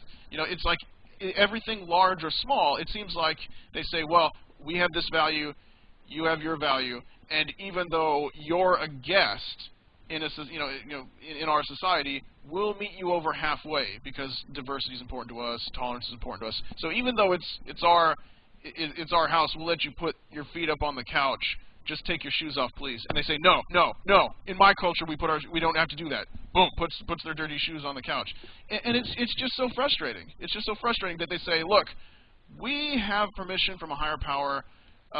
We don't need to compromise. Some of them seem to act like it would be an act of wrongdoing for us to compromise on anything. It's an act of wrongdoing for us to take 50-50 or 60-40 because we deserve it all. And anyway, we don't have elevators. What? Yeah. Anyway, we don't have elevators. What? Maybe that just went over. Did anybody else get that? Well, no, I didn't. I guess it's maybe elevator get or something. But anyway, I've got another random point that I wanted to bring up, just randomly. I've been looking into sort of the archaeology and the early historiography of Islam, and it's pretty fascinating. The picture. I mean, Tom Holland was more right than you'd think. And it's really fascinating to look. Like, for example, there is no mention of Muhammad in Muslim sources until the second fitna, and that's when Abdullah bin Az-Zubair is putting coins with the mention of Muhammad in his caliphate, and then when he's defeated by the Marwanis start also putting. Under Abdul Malik bin Marwan, they start putting Muhammad on all their coins as well. But all previous caliphs, from the Rashidi caliphs to Muawiyah and the Sufyani dynasty of the Umayyas, did not ever mention Muhammad, which is strange. And so it seems like religion, or Muhammad's religion, or Islam, wasn't particularly important, or was not as important to the early Muslims as it was to later Muslims. And I mean, when you look at the title as well, the Khalifas, there was no Khalifa in the Rashidi period. Abu Bakr was not a Khalifa, nor was Umar Abu Bakr. Even Muawiyah was not a Khalifa. The term Khalifat, it isn't even Khalifat Rasulullah. It's not the Caliph of the Messenger of God. It was Khalifa Allah. So it's the Caliph of God. I still don't think that's a knockout blow for. No. Wait, because look, the first few de facto Roman emperors didn't call themselves emperors. But here's the thing. I'm not saying that Muhammad didn't exist. I think he existed. Right. And I think he lived in Hijaaz, right? So I'm not. All I'm saying is that the historical emergence is different. Early Islam was not what the Muhammad that Muslims believe in did not exist. It was different because I mean the Caliphs would call themselves Amir al-Mu'minun. They were the commander of the believers, not Khalifat Rasul Allah. Exactly. And then you look at, for example, the Medina Charter. Look at the Medina Charter, and you'll see that this is actually most overwhelming majority of historians think the Medina Charter is authentic. It's an old charter that was supposedly drawn up by Muhammad when he moved to Yathrib or Medina. And it's the Arabic is so archaic and blah blah blah blah. They think, yeah, this is definitely real. This is definitely true. So the thing is, the Medina Charter, when you read it, it doesn't really fit with the Islamic narrative, because it doesn't mention any of the Jewish tribes that Muhammad fought with. And if Muhammad had just moved to Medina when he wrote this, that makes absolutely no sense, because these were the three huge major Jewish tribes in Yathrib. Why are they not mentioned? It mentions all these other little minor Jewish tribes, heaps of them, but it doesn't mention Banu Qurayza, Banu Nadir, Banu Qanuqa. Weird, right? And it also doesn't mention Christians. And so what the Medina Charter sets up is a religious community, the Ummah of believers, Mu'minun. 1 second.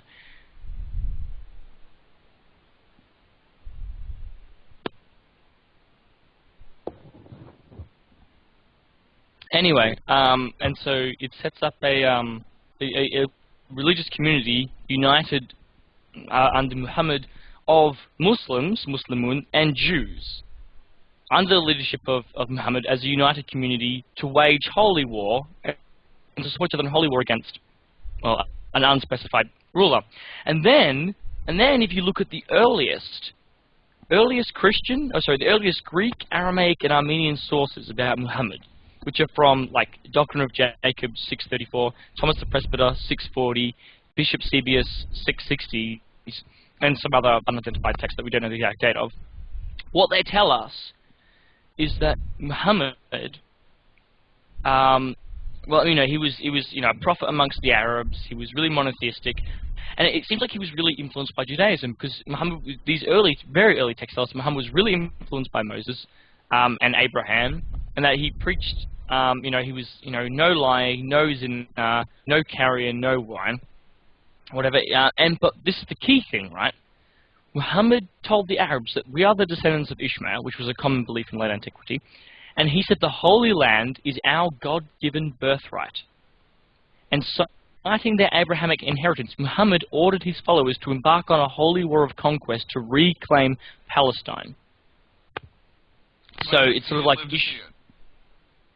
well, there's a book that's come out recently that is arguing that he did lead it. But either way, this picture of Islam is different, because it isn't. I mean, even at the time of Abd al-Malik bin Marwan, right? He's really that's another thing. These Mu'minun, whoever they were, especially it makes sense if they were Jewish as well, they were really anti-Christian. They hated the cross and they hated the Trinity, right? And so this is what all these early sources are telling us, even up to like the early Umayyad dynasty. All these contemporary Greek, Aramaic, and Armenian sources think these Mu'minun are really anti-Trinitarian and anti-cross, and they're and even like Abd al-Malik bin Marwan, right? This is when Muhammad this is when the Jewish part of it is being relegated, and when the Muslim part of it is being made more and more supreme, as a means of identity for the ruling Arab elite. And Abd al-Malik bin Marwan is really anti-Christian still, even though he's making Islam supreme over Judaism.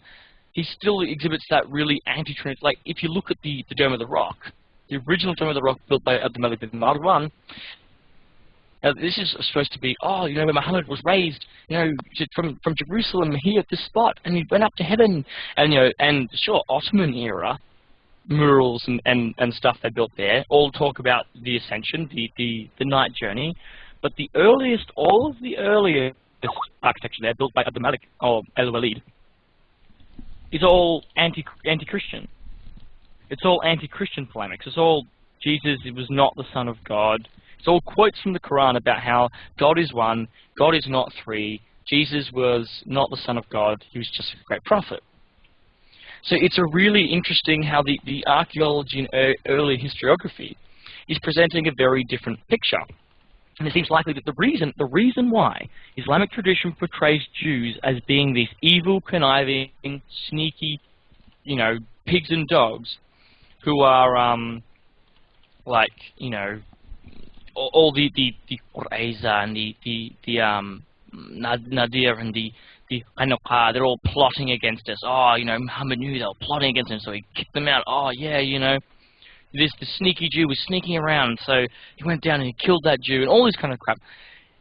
That would seem, therefore, to have been later Muslim attempts in probably the late Umayyi era, Urwa bin Zubayr and Azuri and so forth, to actually separate and disassociate Islam from Judaism. Just as early Christians had to, like, really hate on Jews and say, oh, the Jews, their blood is eternally, has to be paying for what they did to Jesus, la la la.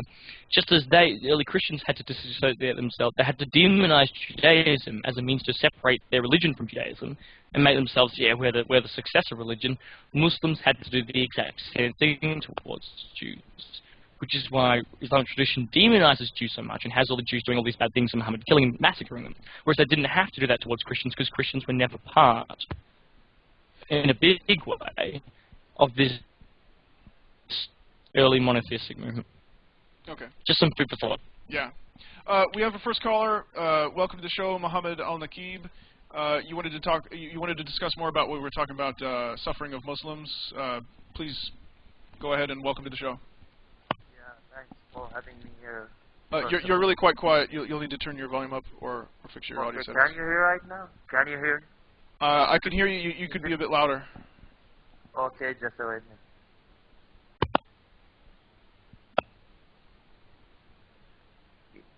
Yes, please. There you go. Yeah. Go for it. Okay. Thanks for having me here with you guys. First of all, sorry for that. Couldn't reply you by our piece. We cannot say salam to other unless you are Muslim. So that's first step. That's fine. First, I want to introduce the Muslim societies over Middle East. So I'm gonna talk to one for beginning the humanity and who's the Adam and Allah sent him to the earth and the innocence or the fitrah in Islam. Those who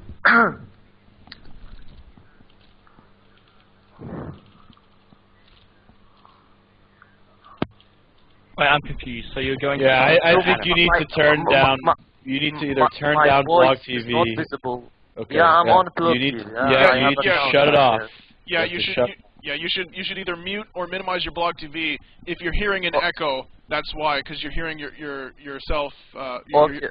Yeah. Okay. I got you. When I rang into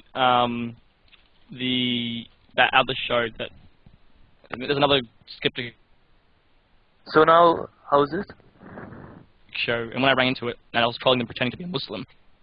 I'm online, I deliberately left we my Blog can TV hear on you. because I knew that Are you hearing an echo now?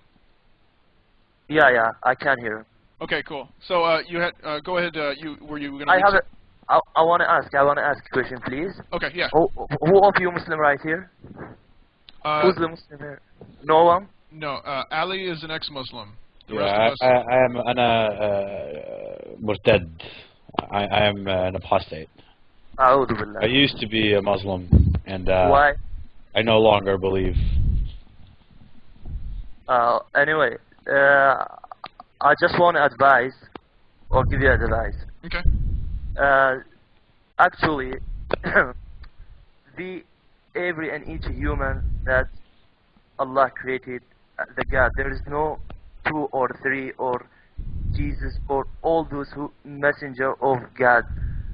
So only one to worship is Allah. So I'm not that tough person, or I'm gonna be angry why you get back and you being Muslim and you convert and what.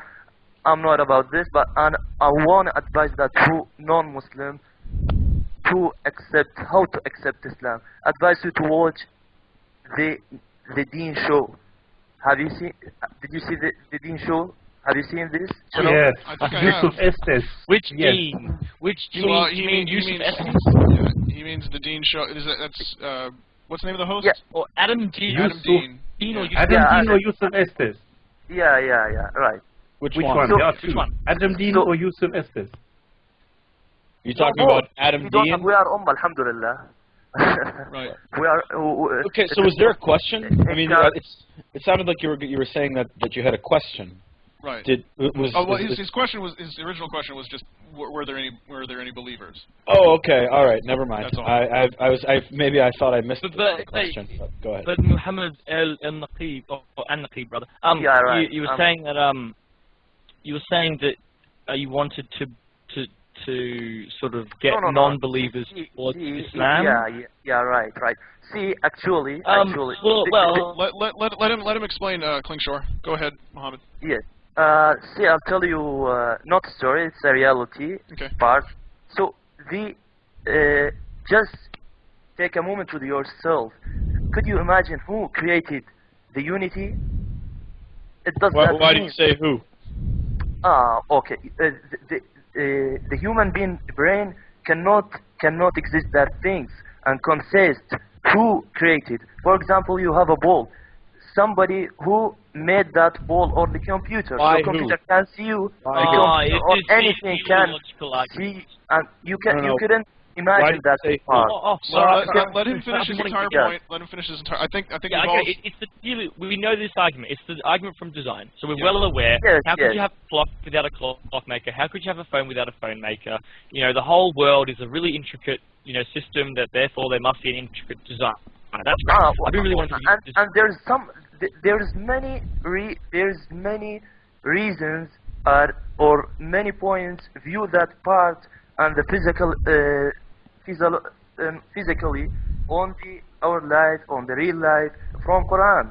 There is many surah or ayah or what's called that part of the Quran are Yeah, discussing we know. about many reality of our life.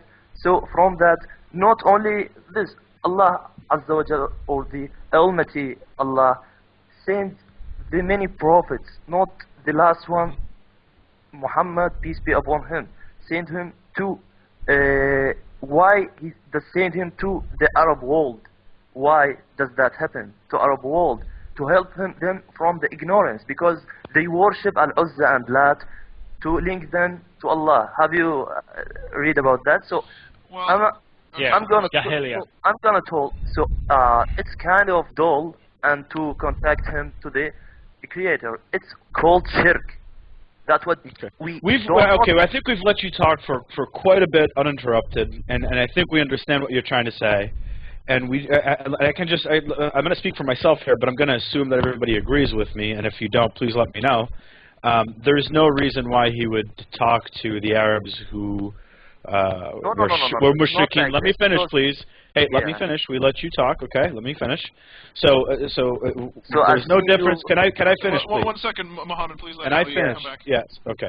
So if there's no reason to say that Allah sent the Prophet to the Arabs because they were mushrikeen, when in China there were also mushrikeen who were much more well equipped to deliver this message from Allah, and so there's no good point to make about the Arabs being mushrikeen and all this stuff.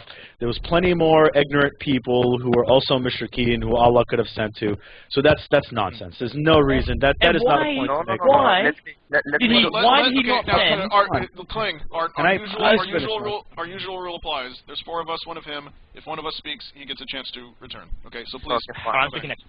Okay, fine. Allah Azza wa Jal sent too many prophets, not only Muhammad, peace be upon him. It's the last messenger. So can you figure out that happens in around the world? Jesus and Abraham and but you just said that why Muhammad was sent to the Arabs? Why? Because they were ignorant mushrikeen. Because they were ignorant mushrikeen, but there were plenty of other ignorant mushrikeen other than the Arabs. There's many reasons of that. One, sent him to keep the let him come back. Let him come back, Klingschor. Please, Muhammad. I beg speaking next after this. Okay, that's fine. Okay, Allah Azza wa Jal sent Prophet Muhammad, peace be upon him, to put the mercy to all humankind, whether in Arab or the East or the West or Asia. And you can practically, or just you can Google it, Wikipedia, see how many Muslims are there in Asia and how many Muslims there in America right now. They are reverted to Islam, and we're proud of it. Okay, well, I have to cut in. That wasn't. Okay, that wasn't. okay, But I want to. Before we move on to something else, Mohammed, I don't think that was Ali's point. Ali's point. I mean, you could have. The point is, you're saying. You seem to be saying he sent them. He decided to send an angel, a message to the Arabs for the reason, but that could have applied to anyone. You know, the whole world were mushrikeen in some sense. You know, there were. I guess the Jews were the only polytheists at the time. You know, everyone else had some. No. Somehow there was Christianity who believed before Islam's. The Christianity who believed in one God, that Allah, that He was true, or there was they were that in the real path, and that real path, that who worship Allah Azza wa Jal and correctly path. So who make one behind or join one beside Allah Azza wa Jal? Even in Islam, have you heard about the Sufi or and many kinds of them? So it's called shirk. Allah will not forgive any people who does that. What, you consider Sufism to be shirk? Is that what I didn't say that. Oh, okay. I apologize. Okay, I think we've made our point. Now, let Klingschor do his thing. Yeah. Right. So you said at the beginning, what was the first point you made? That why would that Allah sent Muhammad to the Arabs, because he sent prophets everywhere. Guess what? The Quran tells us that Allah had already sent prophets to the Arabs, Hud and Saleh. Okay, so they were already. Whereas we have no evidence that there were any prophets sent to China or to India or to the East Indies. So then you said, but don't worry, because Muhammad was not just for the Arabs, he was for everyone. Well, Islam only came to Asia, to Southeast Asia, in like the 1500s and 1600s. Before then, they were all overwhelmingly Hindu, polytheistic, and they had never really heard or interacted with Muslims before. So all these people all over the world, in the Americas, for thousands of years, never had any access to. It wasn't like that. It wasn't like that. It was really impractical, right? It was a silly thing to do. Why it doesn't make any sense. Like why he would send Muhammad, and you said let's just say, okay, sure. Allah, it made sense for Allah to send Muhammad to Arabia. Why would he send him to the bloody Hijaz? Why not to Yemen, where people can read and write? Why not to the north, to the Nabatean civilization, where people can read and write? So the Quran could have been set down, boom, in stone, instantly. No. We have this whole process of these Sahabi forgetting verses and people not remembering it properly, and all these wars and disagreements. And still now, which version of the Quran is true? We have Ibn Mas'ud's Quran, Ubay bin Ka'b's Quran. They only established the canonical set text of the Quran was established in about 100 years ago in Egypt, in Cairo. Like, it was silly for Muhammad to have been sent to Hijaz. He should have been sent, if he was going to be sent to the Arabs, it should have been in Yemen or the north. So it doesn't make sense. Your model is impractical. How do you analyze that? Well, easy, because I go, let's see, what will be the benefit, which model is more practical for the preservation of the Quran and the dissemination of Islam? Is it sending Muhammad to the Hijaz? Or is it we sending Muhammad to the Chinese emperor? Sending the Quran to some merchant in Hijaz, or somewhere people can actually read and write, or the Roman emperor, or the Persian and the Roman emperor simultaneously. That would have been much more productive. There was also prophets in that place. No. See, can I make a point? This is the final messenger. The final messenger the final. Uncorrupted. Right? So why wasn't he sent? Why wasn't the most important messenger sent to the most important regions of the world, where it would have been preserved? They were on the bad path, and they were on the Arabs were in Jahiliyyah. Yeah, in Jahiliyyah. That's it. So but the Arabs had been sent. The Arabs had been sent prophets previously. So the Arabs were in no worse position than anyone else in the world who had been sent prophets previously, and then who had rapped on the message. So everyone's on the same playing field by the time we get to Muhammad. So there's no reason to choose the Arabs over anyone else. He has advantage, our beloved Muhammad sallallahu alaihi wasallam. Nobody has that advantage to make him a prophet, and Allah chose him. What do you mean? to What be a advantage? prophet as What advantage? the properties of to make him. He was truly correct person. No. He became perfect. This is an endless discussion. No. See, you're doing a fallacy now, because Muhammad only became perfect because angels came down to rinse Satan's influence out of his heart with Zamzam water. So that would have been done to any prophet who was selected to be the seal of the prophet. And why doesn't he do that to everyone? Sorry, I hate to chip in. I hate to do piggybackings. I'm not trying to gang up on you, Muhammad, but I do think that that's a kind of a valid point that begs question. You know, if angels can come down and wash Muhammad's heart and make him pure and make him suitable, I don't understand why they couldn't do that. For sure, nobody can see the angels. Well, but this is backed up by the Islamic literature, tradition, Islamic tradition tells us that Muhammad was sinless.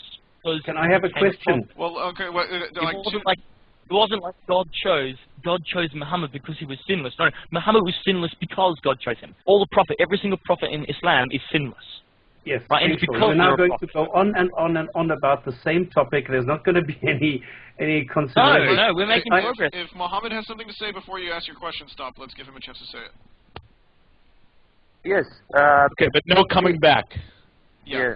Okay, we're going to leave it dead. Muhammad, you get the last word. Well, no, but then on this issue, then Stop has a question. So go ahead. Could I ask a question, please? Yes, please. Okay. Who of you feeling comfortable with his faith? I feel perfectly comfortable with my lack of faith. We don't have any faith. Yeah, we don't have any faith. There is no God. You don't believe in God, Ali, right? No, we don't believe in a God. It's not just me. Everybody on this panel doesn't believe in God. We're materialists and rationalists. I'm not necessarily a materialist. So you also, Jane? I'm sorry? You don't believe in God? I don't think that there's nobody here believes there's evidence for the existence of a God, because nobody has provided evidence. Why do you ask? So the reason why I'm here to ask you about that, and why you talk about Islam. What do you want of Islam? So if you don't believe in God, okay, can I ask you a question? Well, no, I mean, don't ask. He no, this is related. I want to answer exactly the point. Okay, as long as it deserves an answer. Why you sit and why you sit together and gathering to speak about the things that you didn't believe about it? Well, Muhammad, it's personal to Islam. We have questions which are unanswered. We are looking for people like you talk about Islam and you don't believe in God. What we're trying to do is have people like you to answer questions. Like, for example, I do not understand when you say that prophets and messengers were sent to people. Was there a prophet or a messenger sent to Iceland? See, essentially, the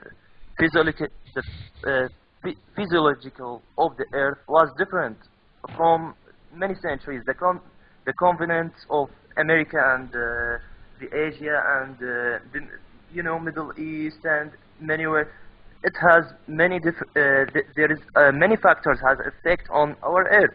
So, which part exactly? So, have you heard about the barrier between Iceland? I'm talking about before we get too far off of the next person to speak needs to address Muhammad's question. I'm going to address Muhammad's question. Then Ali. Can I? Yeah, because it's a personal thing. I'm sorry. I mean, we started going off into. Do you hear about barriers in the sea and things like that? I think that personal. My point. Okay, fine. Stop. Finish up. Muhammad, did he send a prophet or anybody to Iceland? I mean, 1,000 years ago, Iceland was the same as it is today. I'm not asking about 4 billion years ago. I'm talking about 1,000 years ago. Was there anybody sent to Iceland? So was anybody sent to Mars? Could you answer that? Was anybody sent to Iceland here on this planet? See, a prophet, you mean? See, yeah, I got his point, exactly. But it doesn't mean that's provocative. It's kind of Anyway, I will answer you. See, the too many prophets that we don't know about them, or we know about them, but the first was Abraham. After we don't know that. Was Adam. See, Adam alayhi salam. We know that. Yeah, the first one. Is your answer I don't know? He been in heaven. You know that? Adam alayhi salam. And is your answer you don't know? Muhammad, the answer you don't know. Okay, now I gotta stop this. That's all three of you ganging up on him. Okay, but I will say, Muhammad. I have one answer for which name? This Mona Lisa. Which name? Stopspamming. Anyway, many prophets are sent, and many positions on our earth. And the first is Adam. He been on heaven and sent because the apple, because he follow the shaitan or the devil, the advice, and Allah Azza wa Jal, he sent to earth. From that, so he prayed to Allah, and Allah accepted. So there is let me guys, final. That doesn't let him speak. I get it. Enough. I'm going to start kicking people. I'm going to kick either Kling or Stop out of the call. Let Muhammad speak. Okay. We know. I know we know. Let him speak. Don't make me throw you out. Please continue. Yeah, okay, right. See, Adam alayhi salam sent to the earth, okay? There is one, he prayed to Allah, and Allah accepts his praying, and he forgive him in that time. So, there is two paths. One who follow the devil, one who follow the truth. Alhamdulillah, we are follow the truth. And Iceland? Okay. Not an answer to his question. It's not an answer. Iceland, nobody can live there. Now. What language now did the prophet speak that was sent to Iceland? Nobody. Have you heard about? Let me just. Can we please answer the question about why Iceland? I don't know. Okay, that's fine. Many prophets are sent into many positions. So somehow maybe the Iceland, because the humanity or the human being was in different level. See, we are right now. So really, let me tell you one thing. Let me tell you one thing, please, if you don't mind. See, we are right now. We have a tall person. I'm not kidding. See, maximum 2.5 meters right now. See, in like many centuries back, the human being was in the level you will never just imagine that level, or the what's called the part of his body, how he was, or kind of that. So many factors has reflected and effects on the earth. But what we believe that is Muhammad, yes. You are talking so about you are from Ireland, right? You are talking about something that nobody really cares for. I asked a question to you. I asked, is it possible that a prophet was sent to Iceland? What language was he speaking? Was he speaking in Icelandish? So do you ever heard? He did say at one point that he didn't know for sure, and that's fine. That's fine. No, that's not my point. My point is it possible that somebody went to Iceland and spoke Icelandish to the people? For sure, the unity. It's but not independent. Let him answer. Stop. He said for sure. Okay, we have a space that we are living in. It's a ring in the desert, and after that ring in the desert, and 7 parts, the levels. Do you get my point? We are living in the ring. That ring in the desert. After that, there is another ring, such a ring. It's just figure out the example about it. It's not. No, this is not my point. So can I get a point in before I leave? My point is, nobody has care whether somebody sent there. But what we care about in whole our unity to worship our God who created that. Because you're not getting my point. My point is, if if God sent a messenger to Iceland to tell the Icelandic people in Icelandic language, there must have been a perfect Quran in the Icelandic language. There must have been a Quran in every language, for every country, for every citizen, for every nation, for every language that exists. Where are all those Qurans in the perfect languages? How does this This answer is the why question? we are here. We are trying to find No. I will answer him. I will answer him. When I I will interrupt, answer. No, when I you can't, interrupt, like, I get kicked off the show. But if Ali interrupts or you interrupt Atheismo, that's cool. Like, can I just get one word in? I've been waiting for like 15 minutes now. Okay, fine, go. Right, cool, fantastic. All right, Muhammad, everything you were saying, this huge, long, philandering explanation about Adam and stuff, you could have, it was one sentence. You could have replied to Stop Spamming, right? Your whole argument was one sentence. I don't know, but the Quran says that prophets were sent to other people, so maybe one was sent to Iceland. That's all you had to say instead of this. Have you heard about Adam, when Adam was in heaven? Have you heard? That was it. Open Now, the case. so you don't Surah know. Al-Cave. Now, Okay. pardon? I'm listening. Now, wait, no, now I'm speaking, because I have to go now. So I just want to get one. Now, all this came when Stopspamming tried to respond to you saying, why do we talk about Islam? And then he said, oh, we like to question it, and then we went on this tangent. So this is my response to, why do we talk about Islam, okay? Islam does not belong to Muslims. Muhammad does not belong to Muslims. The Quran does not belong to Muslims. They are human constructs, and anyone can use them in any way they please.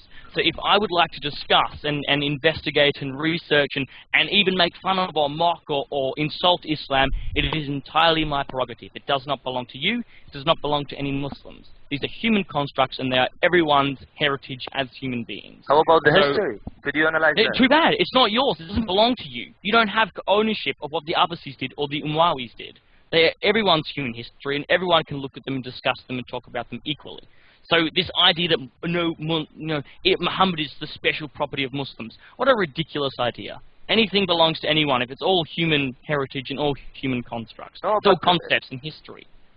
Okay. I'll give a personal reason as to why. Well, okay, now again, now I have does to go. So I'll see you later, guys. Klingschor has to go. Let's let Mohan come back.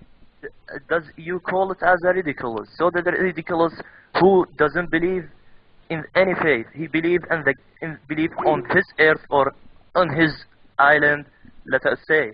That's what he believed. So you worship your island, Stops? What do you worship? The earth or the tree or what? Well, I don't worship anything. Why do I need to worship something? I'm a happy person. Okay. You ask whether any messenger has sent to Iceland or not. That's your question was. The question was, where are all the languages? Why does it make sense? We are trying to find the sense in this, because it does not make sense to me. So do you have any research about Islam, first of all? Oh dear, yes. Yeah. Which case of that? Could you tell me which topic, which subjects, which the tradition of Islamic or the cultures or there is many parts of Islam. The faith. What do you want to know now? Do you want to know all the books I've read? Do you want to know what the properties of Islam now or what? No. What the advantages and the properties or the case? Okay, let us say the case of Islam. The cases of Islam. What do you mean cases? Okay, well, okay, yeah, there might be a language issue here. Okay. We've studied. Okay, Steve. We have all studied this stuff considerably. There's always someone who knows more, and there's always someone who knows less. Right? I'm an ex-Muslim, so I have quite a vast knowledge of Islam. Yeah. Klingschor studies Islam at a university. He's got quite a knowledge. Stopspam and Atheismo are both amateur Islamologists, if you will. So, everybody here has read at least Sahih Bukhari, Sahih Muslim, Tafsir, Ibn Kathir, Al-Tabari, Sunan Dawood. We've read some things about the Ithna Ashar Imams. So we're quite well versed in all these subjects. I've read the Quran about a zillion times, both in English and in Arabic. So, but here's the thing. That doesn't. Some person. Was like criticizing the show, and he says, "Oh yeah, these people, they think they're experts." I would never say that. I'm a student of the material. There's obviously a vast library, you know. Nobody could ever read it all. They'd die of old age, right? But okay, you know that reported by Abu Huraira, I think so. I'm not sure about that, but there is one hadith for Prophet Muhammad, peace be upon him, that who in the West, or who Banu al-Asfar, or what's called the Greeks people, or Hercules people, or what's called whatever it is, those in the end, they will not in the end, and the many centuries going the next, or the many times behind that, they will convert and they will revert to Islam. Why we call that revert? Because the human being, let me tell you, the human being. This, Muhammad. We know this. Let him talk. You know the al-fitra. Have you heard about al-fitra? Of course, we've heard about it. Yes, of course. But we all think it's nonsense, obviously. But we have heard about it. How do you analyze that? Because it's a baseless claim. I analyze it as nonsense. It's a baseless claim. They just say it's something that happens, for example, in the Quran constantly, Muhammad. They say they make a declaration that this is the way it is. They provide no backup for it, and then they ask, how could he have known? Well, what do you mean? What do you mean? I mean, okay, it's like if I say, I'm imagining a blue tabby cat. How could I have known? Well, it's something that I just envisioned. There's no connection between it and anything substantial. So, you know, all these concepts you're talking about, you know, you keep coming back to, well, how could we have known this? How did we know to call it reversion unless there was? I mean, this is all just internal dogma to a story, a narrative that was created by people, unless there's some way you can demonstrate that it really is of divine origin. No. It's not, because the Quran is holy. Quran, and it's a book of Allah.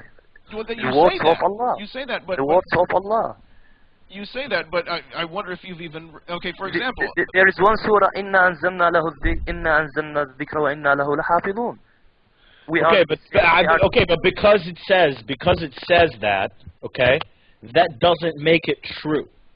Do you understand? So, for instance, if I then know that the Quran wasn't collected during Muhammad's lifetime, and I know that there are some serious doubts about that this scripture is actually the stuff that Muhammad said, then it doesn't really matter what's in the book. Okay, the book can say whatever it wants. We're looking for evidence outside of this book, okay, so that everybody can come to the same conclusion without having taken the word of the book on its face value. Yeah. Do you understand what that means? Yeah. Can I just one thing about the reason why we, for instance, you said, why do you talk about Muslims? And what you fail to see is that for every one of us, it's something different, right? It's a personal reason. For instance, Klingschor is just he studies Islam, so that's his life. That's what he does. That's what he does for work. Okay. I've been talking to him. Can I finish, please? Can I finish? I, for instance, am an apostate, murtad, yani.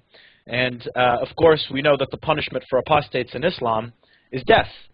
So I have a reasonable, I have my own reason for talking out or speaking up against Islam, because, well, the religion says that I should be killed, and a lot of people believe that. And so I have every right to say, to call Islam out and to talk about it. But Islam never Stop spamming. Excuse me? But Islam never kill or advise to kill any human being unless he change, because he, in case like you, wal-iyadu billah, munafiq. So why did they try and kill me? Wait a minute. How am I a munafiq? No, I never believed this. Excuse me, let me finish. You've just called me a hypocrite, even though I have never believed Islam and said otherwise, or not believed it and said otherwise. When I stopped believing in Islam, I came out and I said I don't believe it anymore. It was a lie. I was lied to. So how am I a munafiqun when I never hid what I believed inside? What I believed inside, I said out loud. And that's the reason Islam wants to kill me, not because I was on the inside believing that Islam wasn't true, but still saying that I was a Muslim. That's a nifaq. Okay? You know who kidding on the prophets, not only Prophet Muhammad sallallahu alaihi wasallam. Any human can make a joke or made a joke on Sahaba, or not on Sahaba of Muhammad sallallahu alaihi wasallam, and even though the prophets Ibrahim and their family, their friends, their Sahaba who believe him, anybody make a joke must get killed or must get. So you believe that? So that's your stance is that if I say Abraham was a gun trying to murderer, introduce Islam in a different way, tourism, and such a kind of that. Okay, well, answer my question. Answer my question. Okay, if I say Abraham liked to suck on goats' nipples, just to say, okay, you think I should be killed for that? That's your position. It's not my honor to speak anymore right here because you didn't respect my faith, and I'm not going to. I'm just declaring the right now. Okay, so you just think we should be killed, but we're disrespecting your religion. You disrespect all faith but and just all. Said we should be killed. That's much more disrespectful than anything I could say about any dead person. You understand what you've done is because mainly a crime in a lot of civilized societies, that you threaten people that you will kill them, or that you think that they should be killed. Maybe not that you think they should be killed, but do you understand that that's much more offensive than anything anybody could say about a dead person? Right? You know, wanting somebody killed for a joke is much more offensive to normal people than any joke anybody should make. Do you understand? I mean, do you see that, or do you not? The innocence or the fitrah make a human being full respect and respects each other and ethic and full knowledge, not on that level. That's what we call. But you don't respect. You've just said I should be killed for no other reason than I'm an apostate or. No, there's a big reason. There is a big reason for that. Not only small or a little reason. You know what did you made of that? What did you made? It's kind of not only nifaq. It's kind of a big terrible or horrible thing that you are made. You just came and you brought. Well, it's nice to know that that's your position, and I quite frankly Ali, that's your level. That's your level, and you disrespect our faith, and this is what you deserve. That's what you deserve. Thank you. I don't disrespect the faith that lets a human being think that it's okay to kill somebody else. No. Joke. You trying to hold the Western. You trying to hold the Western to show them what Islam and related to terrorism and related to crimes and related nothing I'm without. Not doing that. You've just said that we should be killed for jokes. I didn't say anything. I didn't have to. You said it for me. The crimes and the cult is very dangerous, and there is things Allah will never forgive anybody who made that things. Mushrik, he is a mushrik, and all we do believe that whether he got a crime or not, that's how it is. But our Islam never advised us to kill anybody, and even the animals. So why was I nearly killed? Pardon me? How? Why was I almost killed? Muhammad, he's referring to a story where a bunch of gunmen ran up into a hotel where he was, and people were being killed left and right. Where you have been? In which? In Kabul. In which country? In Kabul. Kuala Lumpur? Kabul, Afghanistan. Yeah, see, basically who invading or the occupations who wanna destroy. You are such a dishonest prick. Hey, no, I understand your frustration. Not allowed. Not allowed. Yes, that's what you deserve. Well, that's what you deserve. You wanna make a racism. Wait, Muhammad, Stop was not a soldier. Okay, he was traveling. He was not a soldier. Gizmo, I think that what you're doing right now, this guy should be cut out of this conversation because. But no. This is the one person we want to talk to. Is the person who thinks that we deserve to die. This is the crux of the matter. No. You you didn't get me. You Zealous didn't get bigot me. who jumps to conclusions by just, if you mention something, he has got his mind set up and he has got everything set up.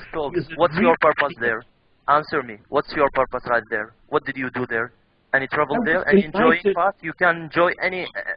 You have all the world. You can go anywhere. And you are Western. You have Sydney. You have Australia. You have California. You have Los Angeles. Anywhere you can go. Why Afghanistan? And you know it's a terrible place. And there is a war between two. One who wanna get the one who wanna destruction the people. Have you ever seen some movies related to Afghan? Yeah. How including the Hollywood reflection of movies or producer the movies? How did he view the Islam on it? Okay, wait, hold on, Obviously, it's disagree with us and ignore us. And do you have a reality about them? I've been 16 years. Okay, Mohammed, please. In Iraq. Let me talk. No, please. because you asked stop a question and you didn't. Well, let's. I want to know the answers. Okay. Just Okay. let's stop. Tell you what he was actually doing there. What business Okay, took tell. him there. Okay, tell. He's So- not interested in what No, others do. I'm interested. He For the wants to record. feed his monkey. For That's the all record, he wants for to the do. record, stop. Just what were you doing there? I was helping revive and rebuild the infrastructure. I was building up a telephone network. To help whom? I'm sorry, what? To help whom? For stop. I'm asking this stop. Wherever he disrespects me, but what I have my Excuse me? respect. I have my respect. What is this I'm with a respect? Muslim, alhamdulillah. We have ethic and we have a honor and we also have a tradition. No, you don't. No, you don't. You've just said that people should be killed for making jokes. That's no kind of respect and no kind of all this stuff. It's nonsense, and we're not. I mean, I'm not gonna let you say that and get away with it because you've just told us that you are interested in people being killed for making jokes. I'm not interested, first of all. I'm this not religion that advising tells you to anybody has to kill, but who make a joke on who make joke on our Prophet and our Prophet who bring the holy, not Quran, and even Jesus, who Moses and Ibrahim, not only Prophet Muhammad, peace be upon him, all the prophets and many prophets. That's what you believe. I believe they were all liars. Any of them has responsibility to advise us.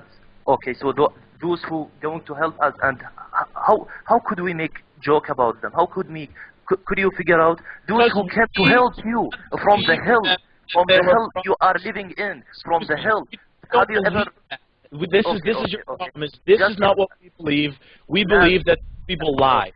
Okay, and so therefore, that's why we make about the date. Just think about the date, and after the life, who will gonna ask you on the judgment day? That's it. Muhammad, we don't think the judgment day is going to happen. Muhammad, I don't think and look, I know things have gotten heated, and I apologize to you for that, okay? Because you are. No, wait a sec. But here's the thing: when you say these things, you have to understand that and I think I speak for the others on the panel, I don't believe that when I die and the last person for my funeral takes a certain number of paces away, that two angels are going to come and ask me questions and show me a picture of the Prophet Muhammad and ask me who he is. No. If I answer incorrectly, that I'll go to the grave and I'll have snakes biting me with poisonous venom. They'll be biting my corpse until I wait the day. I don't think that's going to happen. So whatever argument you're trying to build on that, it's a moot point. It wasn't like what I'm trying to say? Yeah, I'm saying those who this snack and those angels gonna ask Muslims, and the mushrik will never ask directly to hell. You know what I'm saying? All right. I know what you're saying. It's not the first time I've heard it, but we don't think that's actually going to happen. Okay. That part you couldn't imagine how it's. But believe me, if there any person going to or coming from the dead, will explain to you, and nobody has made that. But Allah who did us and who reverted us to the life once again, and that mentioned in the Quran, and you will see it. But what I'm doing here, and I'm gonna advise, and with this guy Ali, I will never replay him any words, and ignore him exactly. And for stop, what's your purpose last? I have no time, please. I have to go pray Fajr. right here. So stop. I've been in Iraq, and I have a lot of ideas about what the international companies are doing there, and what the purpose of the companies right there. So you are in terrible place, and you says that they want to kill me, and I want to help them. You want to help whom? And the purpose why you are here? You told me I'm going to construct the building right there. So you construct for whom? For the people, or for the soldiers who killed the population of that place, whatever they're in, whether in Afghan, Pakistan, Iraq, Syria. Well, it would have to be for the people, because the soldiers already have radios. So the telephone, if he's building telephone lines, it could only be to help ordinary people. And then there's these guys who say, oh well, we're gonna, thanks for the help. We swear revenge. We're gonna kill you for helping us. It's really upsetting, Mohammed. No, I'm not interested in this. This guy's, he's insulting me. He jumps to conclusions just because I say something, and he doesn't even have the integrity to first ask. That's it. Get lost. So, what do you think about Bush democracy, or Obama, or the White House? Oh, by the way, the bloodsucker. What do you think about them? Well, we think they're better than you. That's for sure. At least I do. In my opinion. You already go to hell. You go to hell. That this you.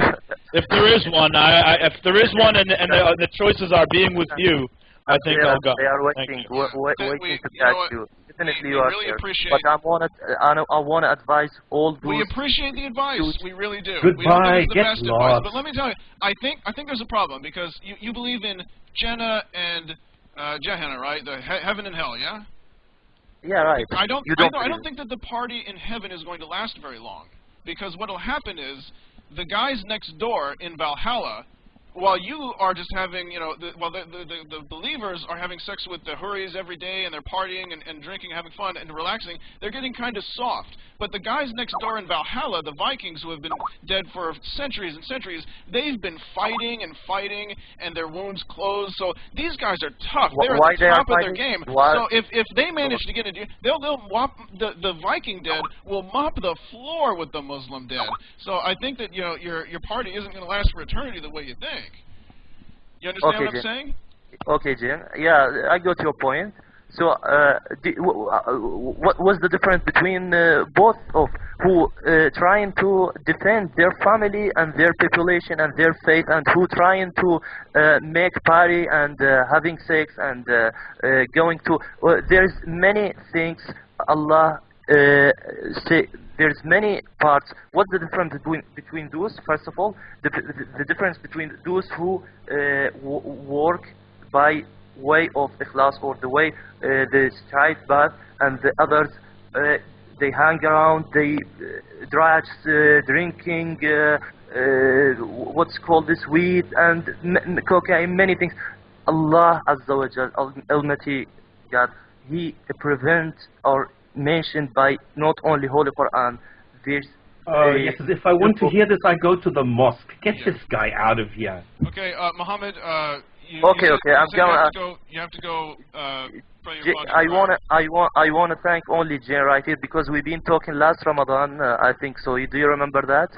I give introduction about I am the shame of this stop, because he held the bloodsucker, and Ali, you are in the hell. That's it. Okay. Well, it still beats Kabul.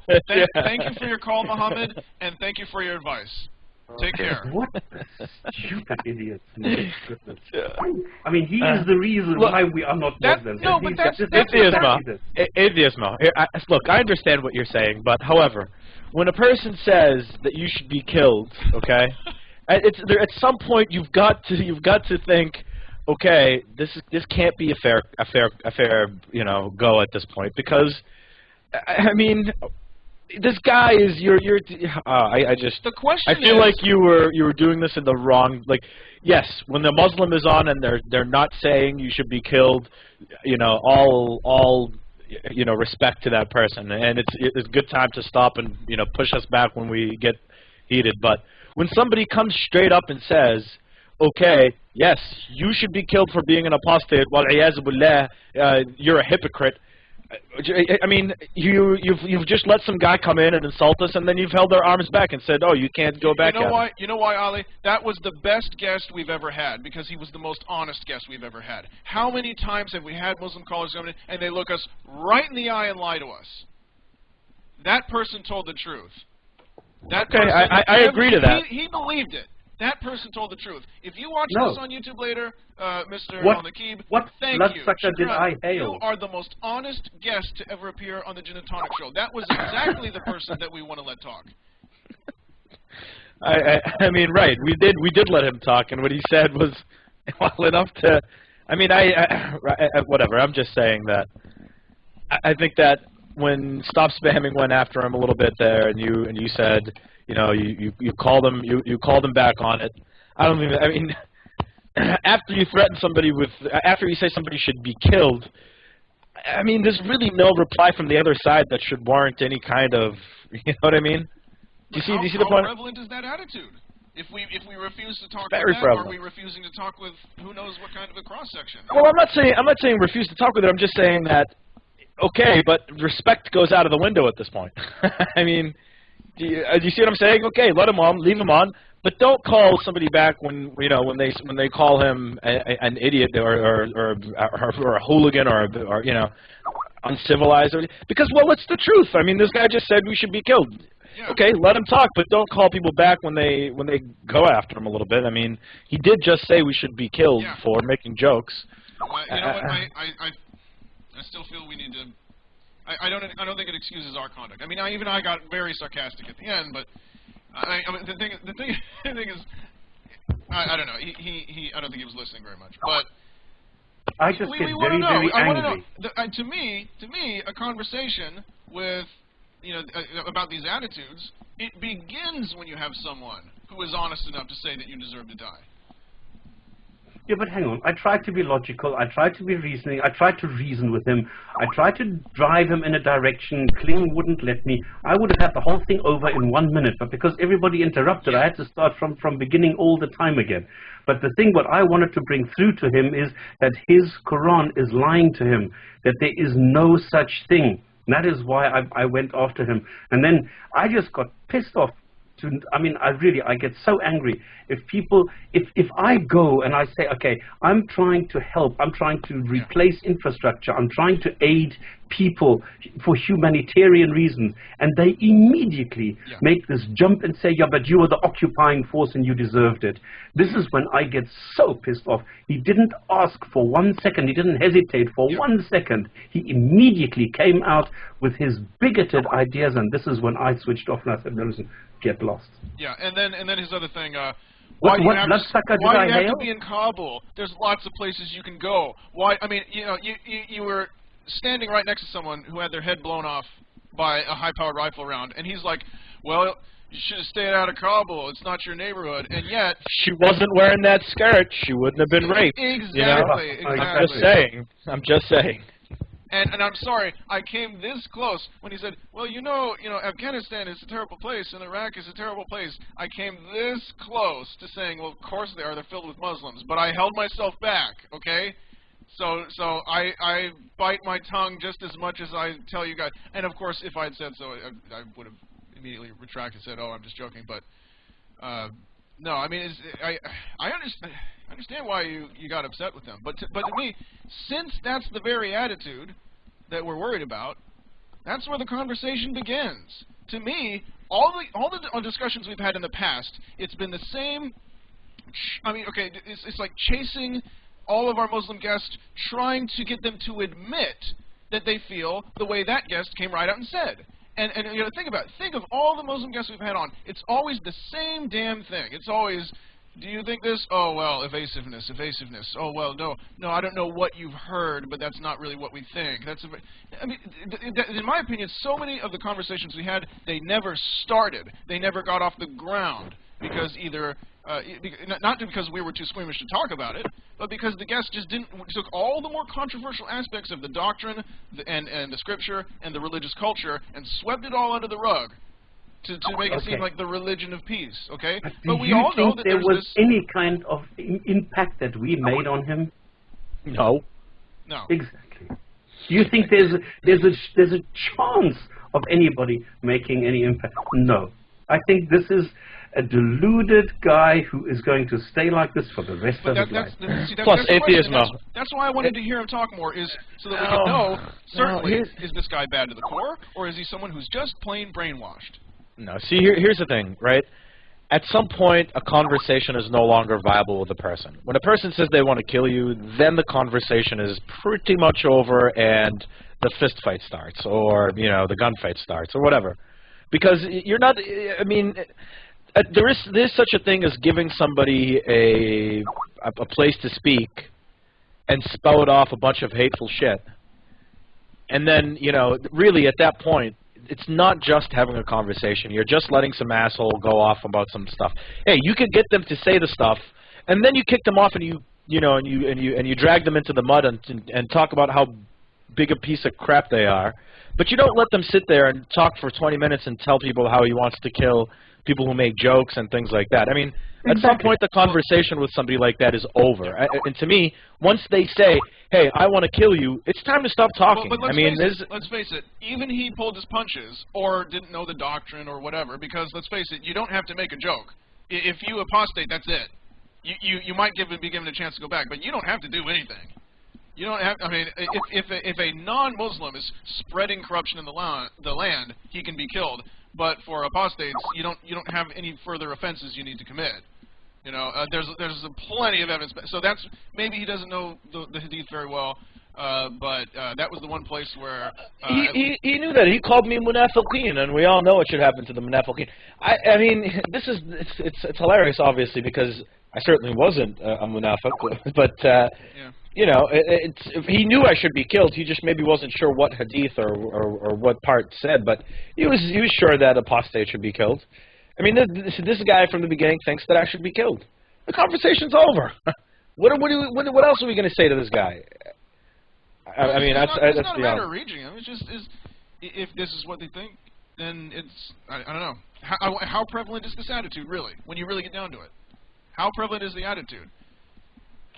Well, I mean, highly prevalent. I mean, it's very prevalent. Yeah, exactly. But of course, every single you know, he's like, oh, you should watch the Dean show. And I say, what? So I can watch a bunch of people say that what you just said isn't the real Islam? But so I can get in there and watch Adam Dean or that other guy say, oh, you heard wrong. You heard wrong. That's not the way it is. Yeah, maybe he should watch the Dean show. Yeah. I mean, how many times do we hear religion of peace, and we say, what? It's the religion of peace. What? I can't hear you over the explosions and the screams and the gunfire. You know, it's the religion of peace. Hey, you know what's funny is we were just talking about Muslims yelling oppressed when they're being dicks. Yeah. And this guy just came on here and said he was being disrespected after he told us we should be killed. Yeah, okay. Like, way to make the goddamn point, huh? Oh my. Like his monocle drops into his tea. Oh my. I never. Anyway, Godless Libertarian, welcome to the program. What do you have for us? I'll be away from keyboard, but I'm still listening. All right, can you hear me? Yeah, okay. Well, yeah, just thinking about the most recent caller, and I personally, I don't know any Muslims who have deconverted, but yet, you know, obviously Ali, the Arab Atheist show, it does happen. So I just want to know, how does that happen? Sorry, how does what happen? Is that question to me specifically or to the panel? Just to the panel. I mean, I know you guys, you know, interact. I know everyone on the panel that interacts, you know, outside of the show. And I mean, has it happened before? How does it happen? Like, is it you know, ridicule? Is it all the crazy stuff in the hadith? Is it debunking the scientific miracles? You know, how does it happen? Because there's a lot of people who I would love to, you know, start that process. Especially in Afghanistan. I've been there too. Oh, okay. No, I think it's a combination of all, if I'll take the first shot here. With me, what it was is just being interested and then hearing nonsense. And wherever you start digging, you find out that it's misinformation. So people who are deluded are listening to information that is not true, and that's when you start thinking about this and you start talking, and then it just develops. So the main interest is to provide a platform for people to be able to ask questions and to go one level deeper than the Fox News narrative, and just to be able to provide really well-founded information. And there's also stimulants for me to find out more about it. There was another joke that I really bit my tongue on. When he said he was going to say his Fajr prayer, I have joked in the past with a Muslim saying, it's morning, don't you have to say your Fajr prayer? I don't get that joke. Say again? Yeah, that Fajr. went completely over my head. Fajr. You don't... Ollie, I thought that you would get that, unless I'm thinking of the wrong word. You Fajr. might be. Isn't that I thought that, oh, never mind. What? Maybe I've just completely... The guy got really offended. So What are you trying? What is the joke in English? Maybe I can make out what you're trying to say. Instead of Fajr prayer, I said, don't you have to make it to your Fajr prayer? Farj as in. Is that what's that word mean in your mind? I have heard that Fajr means like private parts, and it's a term. Faraj? Is that what you're talking about? Yeah. Okay. All right. Fajr. Oh, so my poor pronunciation ruined it, right? Right. Well, because and also that is a word from archaic Arabic. Like that's what Muhammad uses, I think, in a few hadiths, where today you wouldn't say that. And so with the bad pronunciation and the lack of use of the word, it can be a little confusing. But anyways, never mind. I'll edit that out. All right. Anyway. Yeah. So I mean, I can only speak my personal experience. I left Islam mainly because I left the Muslim world and I came to America, and just education and life in general. And then I mean it was a progression, kind of. It was little doubt here and there that showed up, and after a while, and then philosophy in school and my own reading. Then I found out that hey, I really didn't believe any of this. Well, okay, but was there a time where you would have been of the same mindset as our last caller? So not doctrinally. So for instance, I wouldn't have said the joke about the prophets thing, mainly because I wasn't asked. So I really don't know if I would have said that. However, I was of the mindset that the West is the enemy, things like that. And so, who knows, maybe I would have said exactly the same thing. But I definitely had the attitude that, everybody who's not a Muslim was, was going to hell and all this other stuff, and you'll all deserve to burn in hell and things like that. And so, I definitely was close, if not completely there. Yeah. But then again, I mean, you have to realize as well that I came here when I was 12. Mm-hmm. And so a lot of my ideas were cartoonish anyways. Yeah. And so, it wasn't really... I mean, this guy seems to be like 17 or 18. I certainly wouldn't have said that when I was 17 or 18. I don't think. Okay, if you'd been switched at birth with this guy or something like that, and he had come to the States and you'd stayed in a... Do you think that you might be calling and he might be co-hosting? I don't know. Maybe. I mean, honestly, I like to think to myself, like, hey, if I was in Egypt, I would still have become an atheist and forgotten about all this stuff. But honestly, there's really no good reason why I would think that. When I think about it, I fear that if it wasn't for me coming here, I would have probably been that guy. Yeah, but have you ever argued with somebody and showed them arguments that got them on the road? Right. So I make videos in Arabic. And I get a lot of people who leave Islam because of my arguments that I make on the videos. I think that a lot of it is people who are already thinking about these things on their own, and then they hear other people who thought this way and kind of get a little bit more courage to investigate a little further. And so for the most part, I think that people who are leaving Islam are people who are already looking outwards. They're reading philosophy most likely. They're on the internet a lot, talking to people of different backgrounds. They're checking out other ideas and things like that. Those are the people that I see who are leaving Islam, is people who are already kind of thinking on their own in a way. So a lot of, and then what happens is they get reassurances from hearing other people and listening to the stories of other people who had been through the same thing. And so while it's probably most likely not just the arguments that we're making, it's that they're already on their own looking to, looking outside, then some of these arguments will come into play and things like that. So that's at least been my experience with my, within my involvement in making videos and things like that and arguing with people. It's never, like for instance, let me put it to you this way. There was one girl that came on our show one time, the panel show that we do in Arabic, and we had pretty much the same exact conversation that we had with this guy now, except at the front end, she was talking about Islam being peace and loving and all this and all that, and it had just been after the whole video controversy. What's the name of that damn video? Innocence of Muslims. That's right. And so I was telling her, we came to the end. I felt like we hit an impasse. She wasn't really listening anymore. And I asked her just flat out, because she kept saying Muhammad was peace, blah, blah, blah, this and that. And I kept bringing her examples, and she would just say, oh, that's not true. That's not true. I said, okay, so let me just ask you a question. Do you think that the people who made the movie should be put in jail? She said, honestly, I think they should be killed. And so right at that moment, I just let her go. I kicked her off the program, and we moved on. 2 weeks later, she became an atheist. She really? She thought a lot about what was said, and she realized that she couldn't believe that she herself would say things like that after she had just spent like 20 minutes telling us about how peaceful Islam was. But you Dillahunted her. You just kicked her off the show? Yeah. Well, I mean, it's over at that point. And she just spent 20 minutes telling us how peaceful the damn religion is, and then she said somebody should be killed for making a cartoon. Yeah.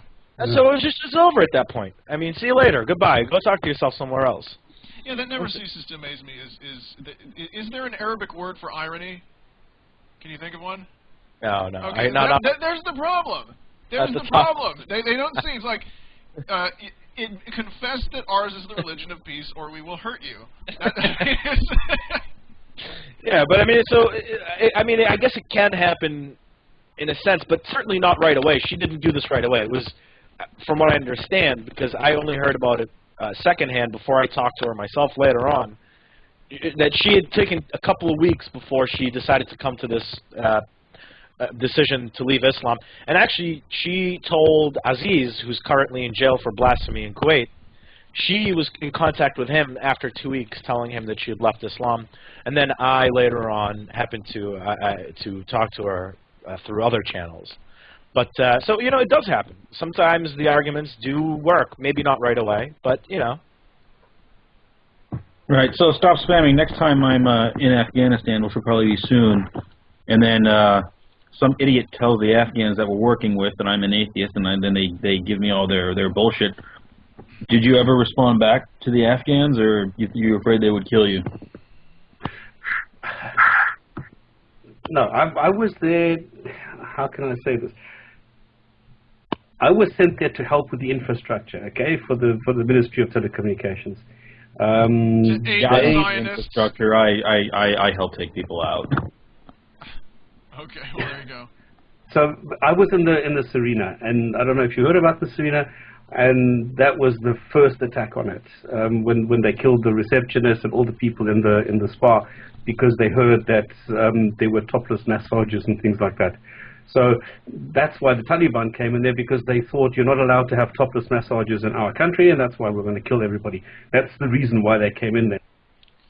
Then there was no reason to ever contact anybody after that, because the whole project was cancelled. They took people from Pakistan or something, from India, who continued. The rest was done remotely from Abu Dhabi, because then I went back to Abu Dhabi and to Dubai, and then between those two cities we did this remotely. We had some people on the ground who were prepared to take the risk, but nobody from UK states or Europe was allowed to go there. Yeah, I wouldn't talk about religion while you're over there. Oh no, I didn't. No, I'm talking to Godless.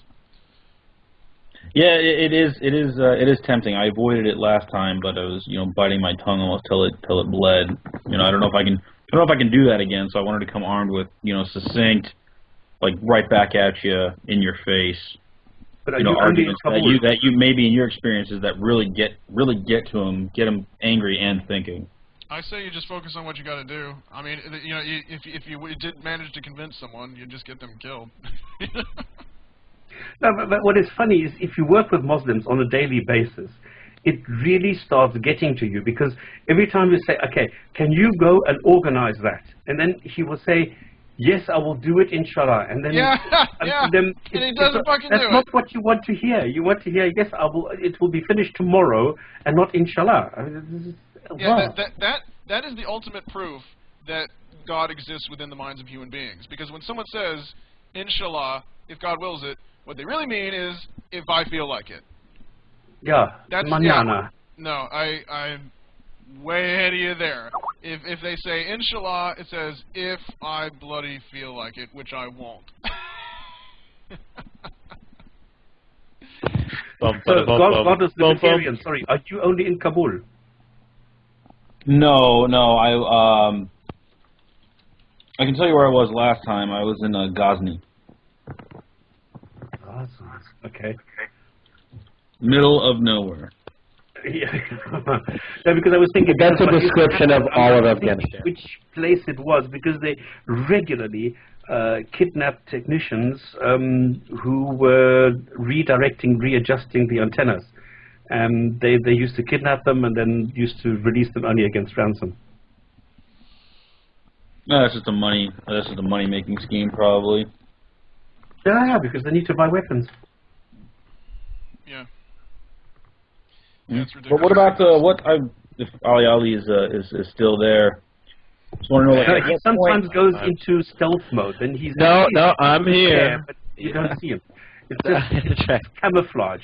It's the cloak that I got from when I was a Muslim. It was one of the Quran miracles. Okay, I'm sorry. This joke is terrible. Let's just go ahead. Yes, I am here.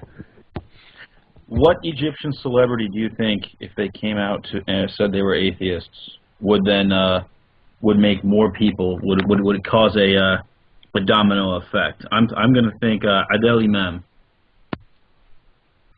No. Honestly, if anybody, and then I do have to go with that. They would be killed. Nobody will have that effect. The only thing that will happen is everybody will turn against them and they will want them killed. But nobody will leave because of it, in my opinion. When was the last time you were there? Oh, that's a good question. I don't even remember. It was so long ago. Maybe 9 years, something like that. It's been a while. All right. Well, I'm just. I will say that I think before I leave, I think you're way pessimistic, and it will just take a few high notable people to do it publicly, and it'll cause a domino effect. So I think you know what I think. I think that if prominent people were to deconvert, I mean, you said celebrities. I'm not sure if you meant celebrities as in entertainment or celebrities just famous people in general. Entertainment. Adel Imam is a famous comedian, actually. Yeah, but they'll do the Hollywood treatment like right wingers do to Hollywood. It's like, yeah, watch their movies, but don't you dare take on their beliefs. They're a bunch of commies and so forth. I think that it would be, at the very least, the beginning of a smear campaign where they were turned into a boogeyman. It's like, see, this person, they live this decadent celebrity lifestyle, now they've become westernized, and the Zionists are now controlling them, blah, blah, blah. I think that the muftis already have a speech prepared in that event. Yeah, I think you give them way too much credit. Yeah. See, I happen to think that it's the other way around. I happen to think that nobody's going to come out. Let's just assume that some of them are atheists and they could come out. It's just not safe enough to come out at this point. I think that if there's maybe a base, it would come out, and then if there's a base supporting these people, then maybe there'll be some effects. But until there is at least a minimum, anybody who does it, it's committing suicide. I mean, they will most likely be, jailed or kicked out of the country or assassinated. And certainly, I don't think that it would have an effect that, you know, you'd see people leaving Islam because Adil Imam left Islam. I don't, you know, I just don't see that. But hey, maybe I am pessimistic, so I'll leave that there. All right, yeah, but I do have to go. Thank you, gentlemen. Take care. Okay. Now we have Mario, who I thought we had another guy who was going to decapitate us, but no, he's an ex-Muslim. He wants to talk about his experience. Welcome to the program. Hi. Hi, how you doing? I'm fine, thanks. I had a couple of glasses of wine, so you've got to forgive me. No, not a problem. Not a problem. Okay, well, I'm also an ex-Muslim, but I was pretty much an atheist from day one because I never believed. I was brought up around Islam, but I always thought it was nonsense, and that was from an early age. I never had a revelation like a lot of people had late in their lives, and they finally realized it was all bullshit. I knew it was bullshit. I mean, for me, it was so obvious it was bullshit, and the reason why I knew it was bullshit was because there was so much hypocrisy around me. I saw everyone's a hypocrite when it comes to their religion, and for that reason alone, I thought to myself, why the fuck should I have to follow it? No one else is, and yet at the same time, those people who don't want to follow it, they love to you know, implement the rules anyway. It's all bollocks. I always knew it was bollocks. That's just my perspective of it. Yeah, it's a Mario. And by the way, the GOFMT means greatest of all motherfucking time. I was just wondering. Yeah. Yeah, you know what I'm thinking of now is when we had the our friend caller in Muhammad, and he says I'd greet you, but I can't because you know how it is. He said something like, what a dick. I mean, honestly, what the fuck, man? Don't say it, but don't be an asshole about it. Well, I don't know. I mean, at the time, I was willing to give him the benefit of the doubt. He's like, I really would like to be friendly, but not allowed. I really but wonder. You're so dirty, I can't do it. It's like, I want to say hi, but you're just so damn dirty that it would... But don't you disrespect me. Don't you dare disrespect me. What nerve you have. I mean, it reminds me, did you guys watch the Sherlock Holmes movies that they're making now with, what's his name? And they have his brother, and he's very eccentric when it comes to germs. So the guy's like, pleased to meet you. He says, no, and he refuses to shake the guy's hand just like that. That's Stephen Fry. We just had Sherlock Holmes' brother on. We're like, Salam alaikum. No, la, get out of here. Yeah, I mean, wow. I mean, I still wonder if he had been switched at birth with someone else. Would he believe that? Or would he be like that? I would say obviously not. Maybe he would have been sort of prone to, I don't know. Who knows? But it's like, oh, no, I can't say hello to you. Ah, God damn. I mean, God. I still don't know what bloodsucker I hailed. Probably George Bush or something, because of Afghanistan, maybe. I don't know. I mean, who... All right. I think this guy's going to keep giving us off on tangents now. So I'm sorry. That was kind of rude of me. I totally ignored Zamario's contribution. It's fine. Yeah. You can understand we're kind of reeling from that last one. I was really hoping you'd be another person who threatened to decapitate us. To his point, though... It's weird. I mean, you can't argue against logic, can you? So... You got people coming in like, yeah, you shouldn't do this. You have to follow faith, and then they're probably fucking over afterwards. Yeah. Bullshit. Well, you know, and then the thing is, I'm learning some Chinese, and in Chinese, the way the word Islam is written, it's called Huijiao, and it's written with the characters for circular and teaching, right? Now, it's just a coincidence because it's named after the Hui people, which is a tribe of you know, early Muslim converts way out to the west in China. You know, there's some Chinese Muslims. It's taken for just a phonetic character of how they pronounce their own name. So it's just a coincidence, but it's a pretty funny coincidence that the name of Islam in Chinese is circular reasoning. Because I mean, we had the classic example. For a moment, we achieved the same greatness that the atheist experience show did. Is that we get a caller on, and he's like, "Well, the Quran's true because the Quran says it's true." Oh, well, have you really read the Quran? Do you realize how many times it says it's true, and in what brilliant ways it says that it's true? Do you realize the structure and the many ways that it says that it's true? Yeah, and then I don't know. I mean, maybe, who knows? Maybe he's just really never heard a counterpoint. But he called in. I'm grateful for that because I mean it's been a long time since we've had just. Going back to the point that Zamario made about never believing in Islam and knowing his bollocks from day one. After I became an atheist, I realized that I never actually believed any of this stuff, and that I had always just kind of not thought about it and put my trust in the adults telling me that it was true. But I never actually really believed it. And after I became an atheist, I realized that I'd always thought it was bullshit. So I don't know if you believed that you always knew it was bullshit and you knew that you always knew that it was bullshit, or you only came to that conclusion after you had formally said to yourself you were an atheist, and then you realized that it was always all just bullshit. It's kind of a question. Yeah, right. I just knew from day one. I mean, it just made sense to me. It made sense to me that all what everyone believed, it made no sense. It was kind of obvious. And then obviously the fact that there's so many different religions and they all can't be right. I mean, all these things, I mean, straight off the bat, they make sense. And no one wants to, no one who is religious really wants to tackle that. They want to go on about all this other stuff, how the world was created and everything else. And yet some of this straight obvious stuff, which is right in front of you, they can't answer.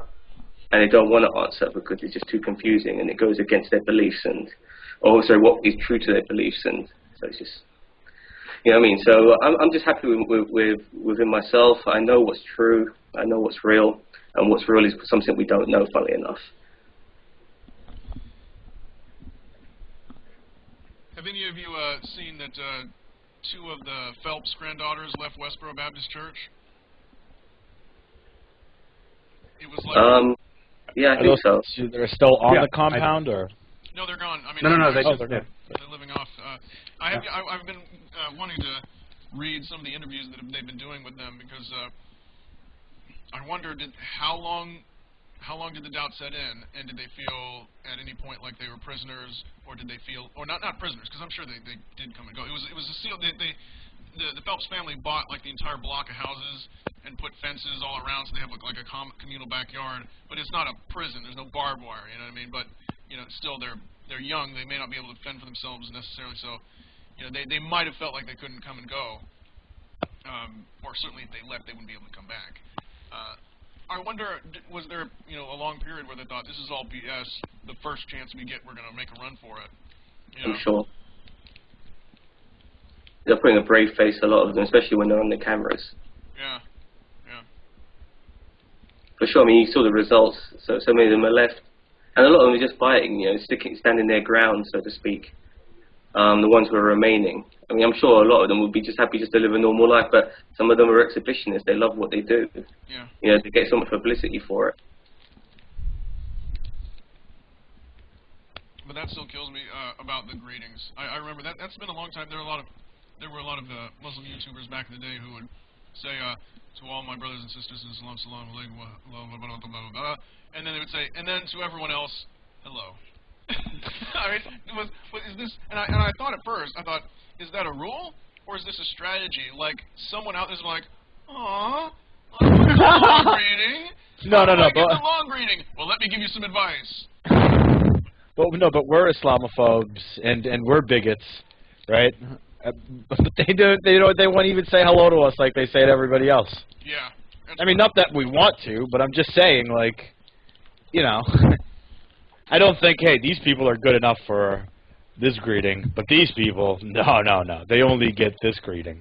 Yeah, what do you? But they do think that we think that way. You know what I mean? I was reading the Quran again, and it's saying not only the disbelievers bad, but they can't be trusted. Don't associate with them, or they want to lead you astray. And it even said at one point, they know that they are going to hell. They know that this is the true religion, but they won't convert, and they want to drag you down with them. Now that is the most over-the-top accusation of all time. You know what I mean? Are you eating peanut butter right now? No, sorry.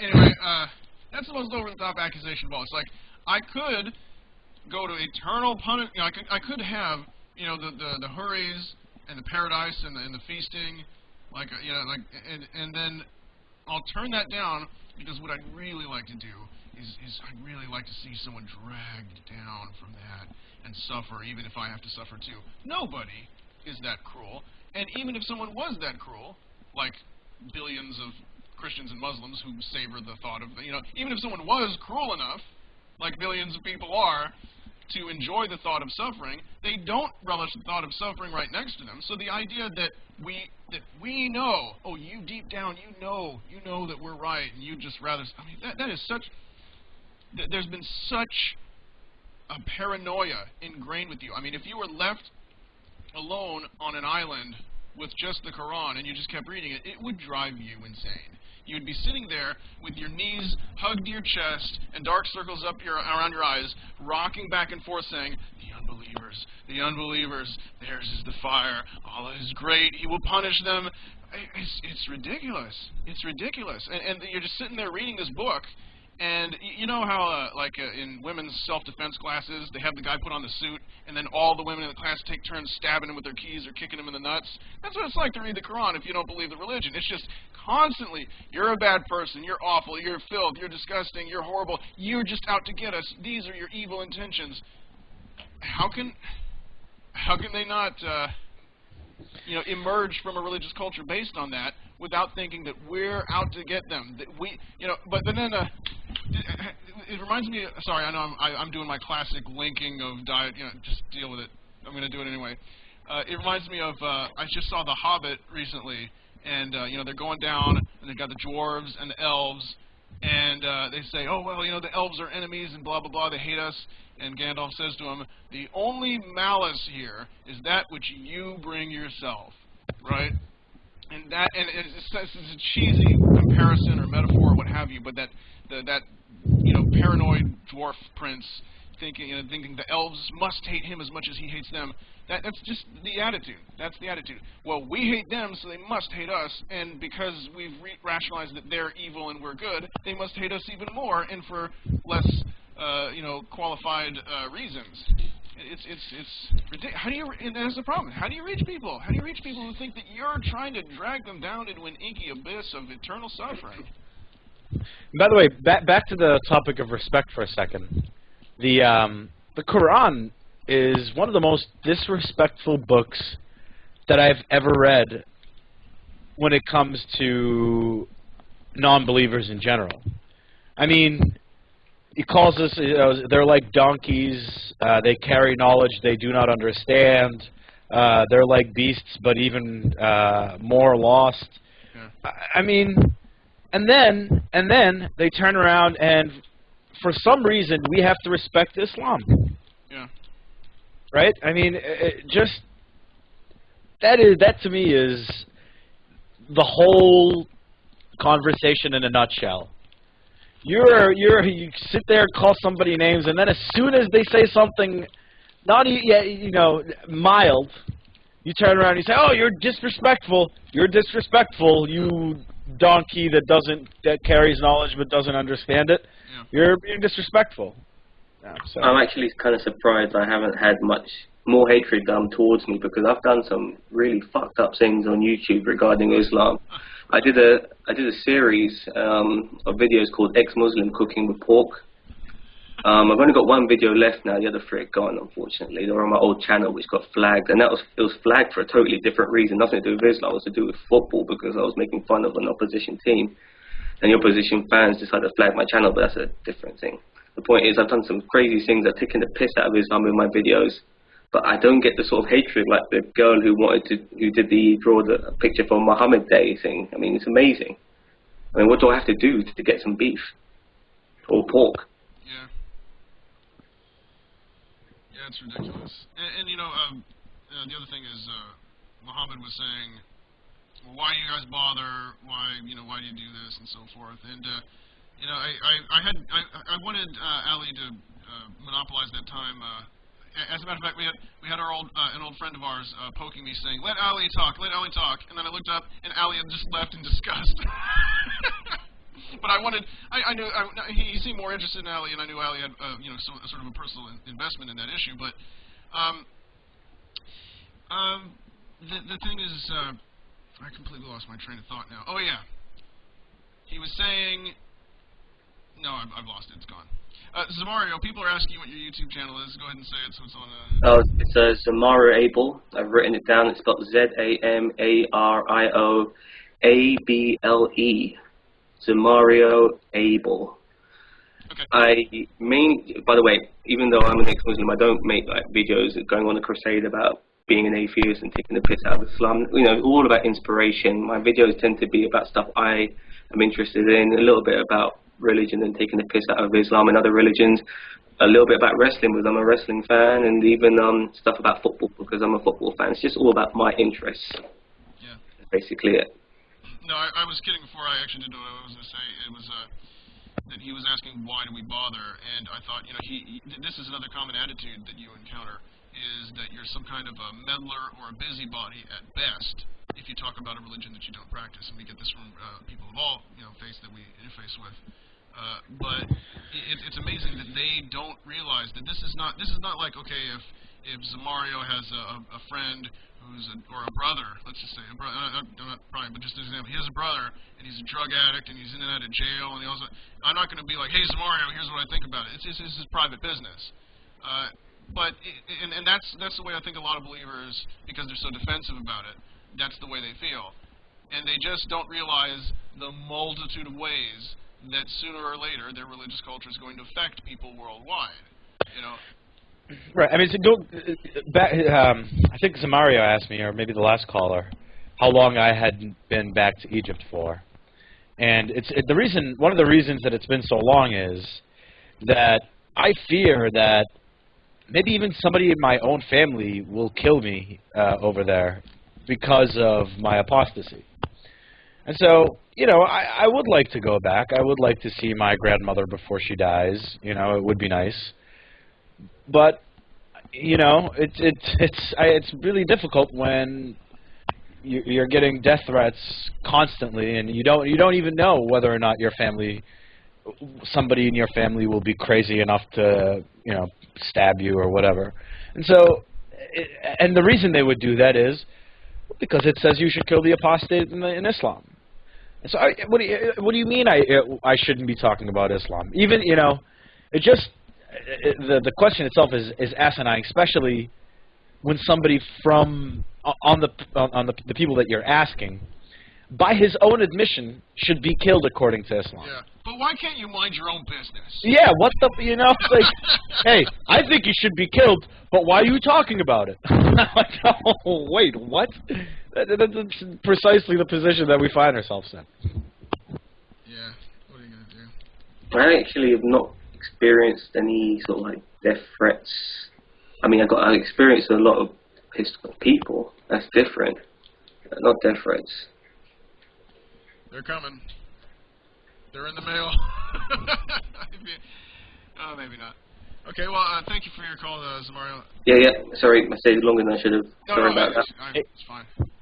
Thanks very much for having me. It's been enjoyable. Take care. Have a nice weekend. Bye-bye. Well, so, another terrific show. It was awesome. One of our better ones, in some ways, and not others. Okay, everyone. Bad news. Blog TV has been bought out by another site. We do not have current plans to continue the show on the new owners. Okay, they're going to merge your accounts. I don't know if the Jinn and Tonic Show will come back, or who will be in charge, or what it will be like. Okay. But I'll put up a notice on the YouTube that it is on an indefinite hiatus. I've been doing the show long enough that blog TV is like this horse that's been shot out from under me. You know, I mean, I've been doing it longer than the site that it's on is going to be around. I've been doing it well over a year. I'm a little tired of it. It is fun in some ways, but I think I'm going to move on to other projects. So I don't know if I'll be back, even if the show does come back. I'm sure that well, we'll see what happens. Only Allah knows the future. And yet it, and yet it continually I was waiting for this. I was just waiting for this. Can I shoot you now? Yeah. Okay, But so... actually, you disappointed me. I thought you were going to say Inshallah. Yeah. No, I didn't. I should have done that. Okay. Then I would have really shot you. Yeah. Shot me like a Kabul hotel clerk. Anyway. Stop spamming. Last word for the last show.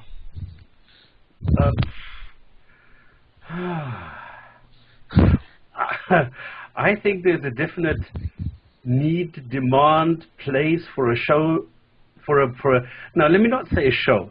I think it's more of a platform that delivers information for those who want information and for those who are willing to exchange their views, opinions, and have a reasonable discussion, a civilized discussion on the topic of Islam, because it's exactly as Ali said, it belongs to everybody. Islam is part of the world. It is part of the world's population. I mean, it's only 20%, but still, it's a large group. And I think it deserves not respect, but it deserves attention. And I think that is something that we provided, that we gave a lot of information to people, because Islam is complex and there's a whole lot of idiocy around where people are making claims that are totally unfounded. So I think it's a great idea. Ali. Well, I'm just going to say that I enjoyed being on the show immensely, and thank you guys for having me. So, and I will second everything Stop Spamming said. The information does need to be out there in a way that is not, let's say, mainly based on some sort of bigotry. And it's really nice to have a channel like that where it's not just a bunch of, hillbillies or neo-Nazis talking about killing the brown people, and instead of focusing on a good, reasoned academic critique of Islam and its doctrines and the behavior of its followers. So, I think that it will be missed, and if anybody else decides to take this up, it would be a good public service. And, so appreciate all the hard work that Atheismo's put into this thing. And, thank you guys for having me. In the entirety of the show has been going, I think I've missed 2 episodes. One I let Stop host, and the other was canceled. It's been a while. I really, when I first started, I did it with a lot of enthusiasm, and it was really interesting to read about the history of the culture that was largely a blind spot for me. I like a lot of people, I'd focused a lot on East Asian and Western European history, and neglected Central and South and Southwestern Asian history. So it was really interesting. A lot of the times I'd have to drag myself out and say, I don't want to do this. And then once I got started, it would actually be very engaging. So I genuinely had fun. But it reminds me of this movie. I watched Clear and Present Danger again just a day or so ago, and it's about the drug wars and so forth, and they're sparring with these the drug barons who have private armies and so forth. And I feel like a drug czar who stayed very busy during my appointed term, but didn't really make an impact. And I think that in shows like these, they fall into the trap of preaching to the choir, and that goes for a lot of skeptical fare. And the difference between one of the many differences between us and the religious is we consider that to be a bad thing. You know what I mean? They don't. People like Ray Comfort or people at the IRA, they don't see any problem with it. They don't see any problem with it that they have something that preaches to their own supporters, and whatever outreach element is allegedly there is really farcical. You know what I mean? It's just window dressing. They really don't care if they engage. It's always, here's 5 silver bullet questions for atheists that they cannot answer, and so forth. But I think that despite the fact that I sincerely wanted to hear opposing point of views and sincerely wanted them to hear ours, I can't really. Maybe just because it was such a small venue. But I don't know. Who did we really reach? Who did we really change? Did we even plant the seeds for change? I wonder. You know what I mean? Was anyone on the other side hearing in the first place and listening in the second? I don't know. When you had what really took the wind out of my sails as far as enthusiasm for doing this was that the Krauss debate and listening to that audience, albeit IERA supporters, so you're scraping the bottom of the barrel, but still, just hooting and jeering and hollering, not caring whether what they were hearing was good or silliness, not caring whether it was true or false. Is there really anyone listening? And on the other hand, I think that all over the Muslim world, there are atheists who just have already figured it out. They were just a little bit more clever, but they don't dare say anything. It has to be. It has to be. If you have people in closed compounds, like some of these cults we have in the States, and even people there, born and raised, completely surrounded, eventually figure out that what they're being told is wrong, I'm sure that the Muslim world is just porous enough to let ideas in from the outside to confirm that, yes, what we're being told is wrong. It's part of this cultural team spirit. Yeah, there's a lot of lip service being paid. I mean, we had Muslims coming to us and saying, well, why don't you not give me the money for washing your car, but give me a couple of beers? And this is highly illegal, but they do it anyway. This is the human factor. Yeah, and like I said, I just wonder sometimes if, like the guest we have today. Forget about the hostility. Forget about issues of respect. What troubles me is when we say, well, why do you think that? And he says, well, the Quran says that the Quran says that the Quran says that the Quran says, and it turtles all the way down. You know what I mean? How do you reach somebody like that? And if you don't respect me, I'm going to insult you and I'm going to kill you. No, and I think everybody who says that Islam is violent should be killed. No, not the emotional reaction. Not the emotional reaction. Lots of people get defensive. Lots of people get into arguments over silly shit and want to punch the other guy in the face. Okay? That's normal. I'm talking about someone who lacks basic thinking skills. So Atheismo, I mean, your point is well made, but I just want to make sure that you're not overlooking the value of the service of talking to atheists about Islam and giving them proper information about Islam. But they don't value it. There's enormous value in that. Well, I wouldn't say that. I would not be of the opinion that people who listen to this show who are atheists aren't getting new pieces of information out, aren't ruling out some of just the bigotry and stuff that we kind of debunk on this show sometimes. Right. And I think that there is enormous value in that. Yeah. So I don't think you should that should be overlooked or belittled in any way as speaking to the choir, because sometimes the choir needs information, and a lot of times sources of information that are available are not exactly very honest or at least as honest as this show has been, in my opinion, when talking about Islam, because there is a lot of nonsense and bigotry and hatred out there that has nothing to do with a reasonable explanation of Islam and its tenets and what's true and what's not and what's myth and what's and what's actually factual, what you can take into an argument with somebody that maybe you know or something. And so there is value in that, and I think that it's important enough for somebody to pursue. Yeah, and it's also the effect of train the trainer, because it might not always be just us. It might be somebody in the audience who received some information which he can then pass on to others when he is being confronted with it, and who then knows that there is substantial information and substantiated information available to him which he can then use. And those effects you can't fathom. Yeah, but then even that, well, of course, I value, being informed, and I encourage other people to do so as well. I think that ultimately, Islam as a global phenomenon and ideology will ultimately lose out regardless of whether its opponents are informed or not. And it's unfortunate that we want kind of a clean victory. We would like to come back. But we'd like to say, okay, we'll show that we're right, and we'll show our work. We'll show you where and then we'll also show you meticulously where you're wrong. And then they respond with rhetoric. But as anyone who debates religion knows, being right doesn't matter.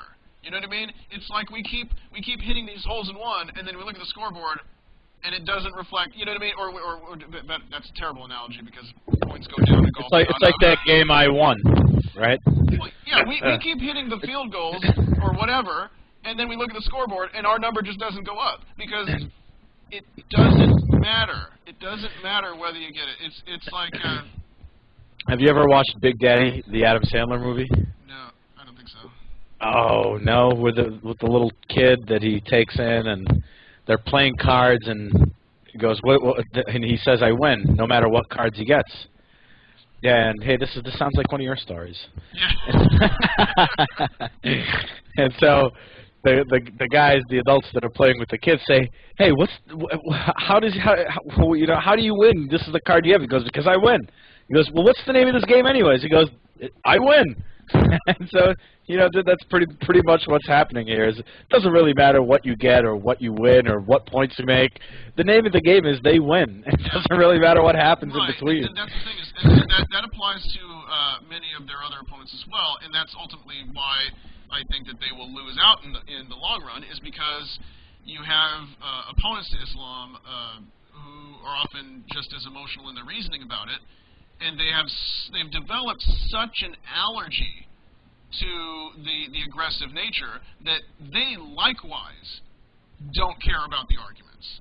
They just hear Islam, and it has it's like nails across a chalkboard, to their ear. You know what I mean? And that's what it will really come down to. You know what I mean? It will not be won by the people who make the more persuasive case. It'll just be bad behavior on the part of prominent believers or dysfunction society-wide. Or, I've probably used this story before, but it comes down to this. There's that scene in the movie Spaceballs where they're in the diner, and I don't know how many of you have seen that, and he's like, "Well, would you like to have the soup or the special?" And they say, "Well, what's the special?" And he points over and says, "That guy over there is having the special." And then the guy keels over and dies in this horrific fashion. And they say, "We'll have the soup." Right? Now, maybe it wasn't the special that caused the guy to die, and it was just a coincidence. But let's face it, they're going to play it safe. And I think that the majority of people worldwide who aren't, part of the Ummah already, they're going to look at, Egypt and Syria and some or Afghanistan or they'll look at the constant friction between Muslim and non-Muslim communities where either a minority or a majority, and they'll just say, "Wow, if that's the special, we'll have the soup," And their reasoning isn't necessarily sound or airtight logic, but that it's not entirely unreasonable either, So I think that while within this group of people who have the IERA mindset, they'll keep saying, okay, we win, like the game that Ollie was talking. We win. We chalk up everything as a victory ourselves. But in the eyes of everyone else, they're just going to, they're just going to keep repulsing people with that noxious behavior. Like, that debate, the only thing people are going to remember about that debate is the fiasco over the seating. And that they gave their word that there would be no segregation, and then there was. And then in London, in a school in London, okay, this civilization that has laid the foundation for the English-speaking world and its legal and educational traditions, okay, in that place, in the 21st century, we had a glimpse of what, just a glimpse of what an Islamic state or Sharia-based society would be like, and nobody liked it. So, that's what it's going to come down to. It's going to become, there will be more and more friction, but people become more and more allergic to it, and until it's just such a stench in the nostril of unbelievers. And it's unfortunate that, a lot of the unbelievers who argue against Islam will go to a Robert Spencer or Pamela Geller website and then spew equal parts urban legends as they would factual information, but Right, that's precisely why I thought that this show was a good service. That it wasn't that. It wasn't Robert Spencer. It wasn't Watching Islam or whatever the other organizations are. But it still gave people the true, even though it is horrific, picture of Islam without a lot of the just pure, bigotry or inaccuracies or all these other things. So, I mean, this show is definitely, in my opinion, anyways, the thing to watch. On YouTube, there are a few people who do Islam stuff, but for the most part, it's just a bunch of bigots talking smack, whether they're Christians or Pat Condell or any of these other bigots. So I don't think that your pessimism about this show and how it's I guess what it has produced is warranted in that way. Well, no, I stand by the quality of the show. I'm proud of most. I mean, I've stepped over lines in terms of sarcasm or foul humor, even on this episode, from time to time. Overall, I stand by our track record of dedication to civility and accuracy of information. But I'm just saying that it really comes down to we just didn't reach a very wide audience. It's not, but the thing is, most people on both sides of the debate aren't really interested. You know what I mean?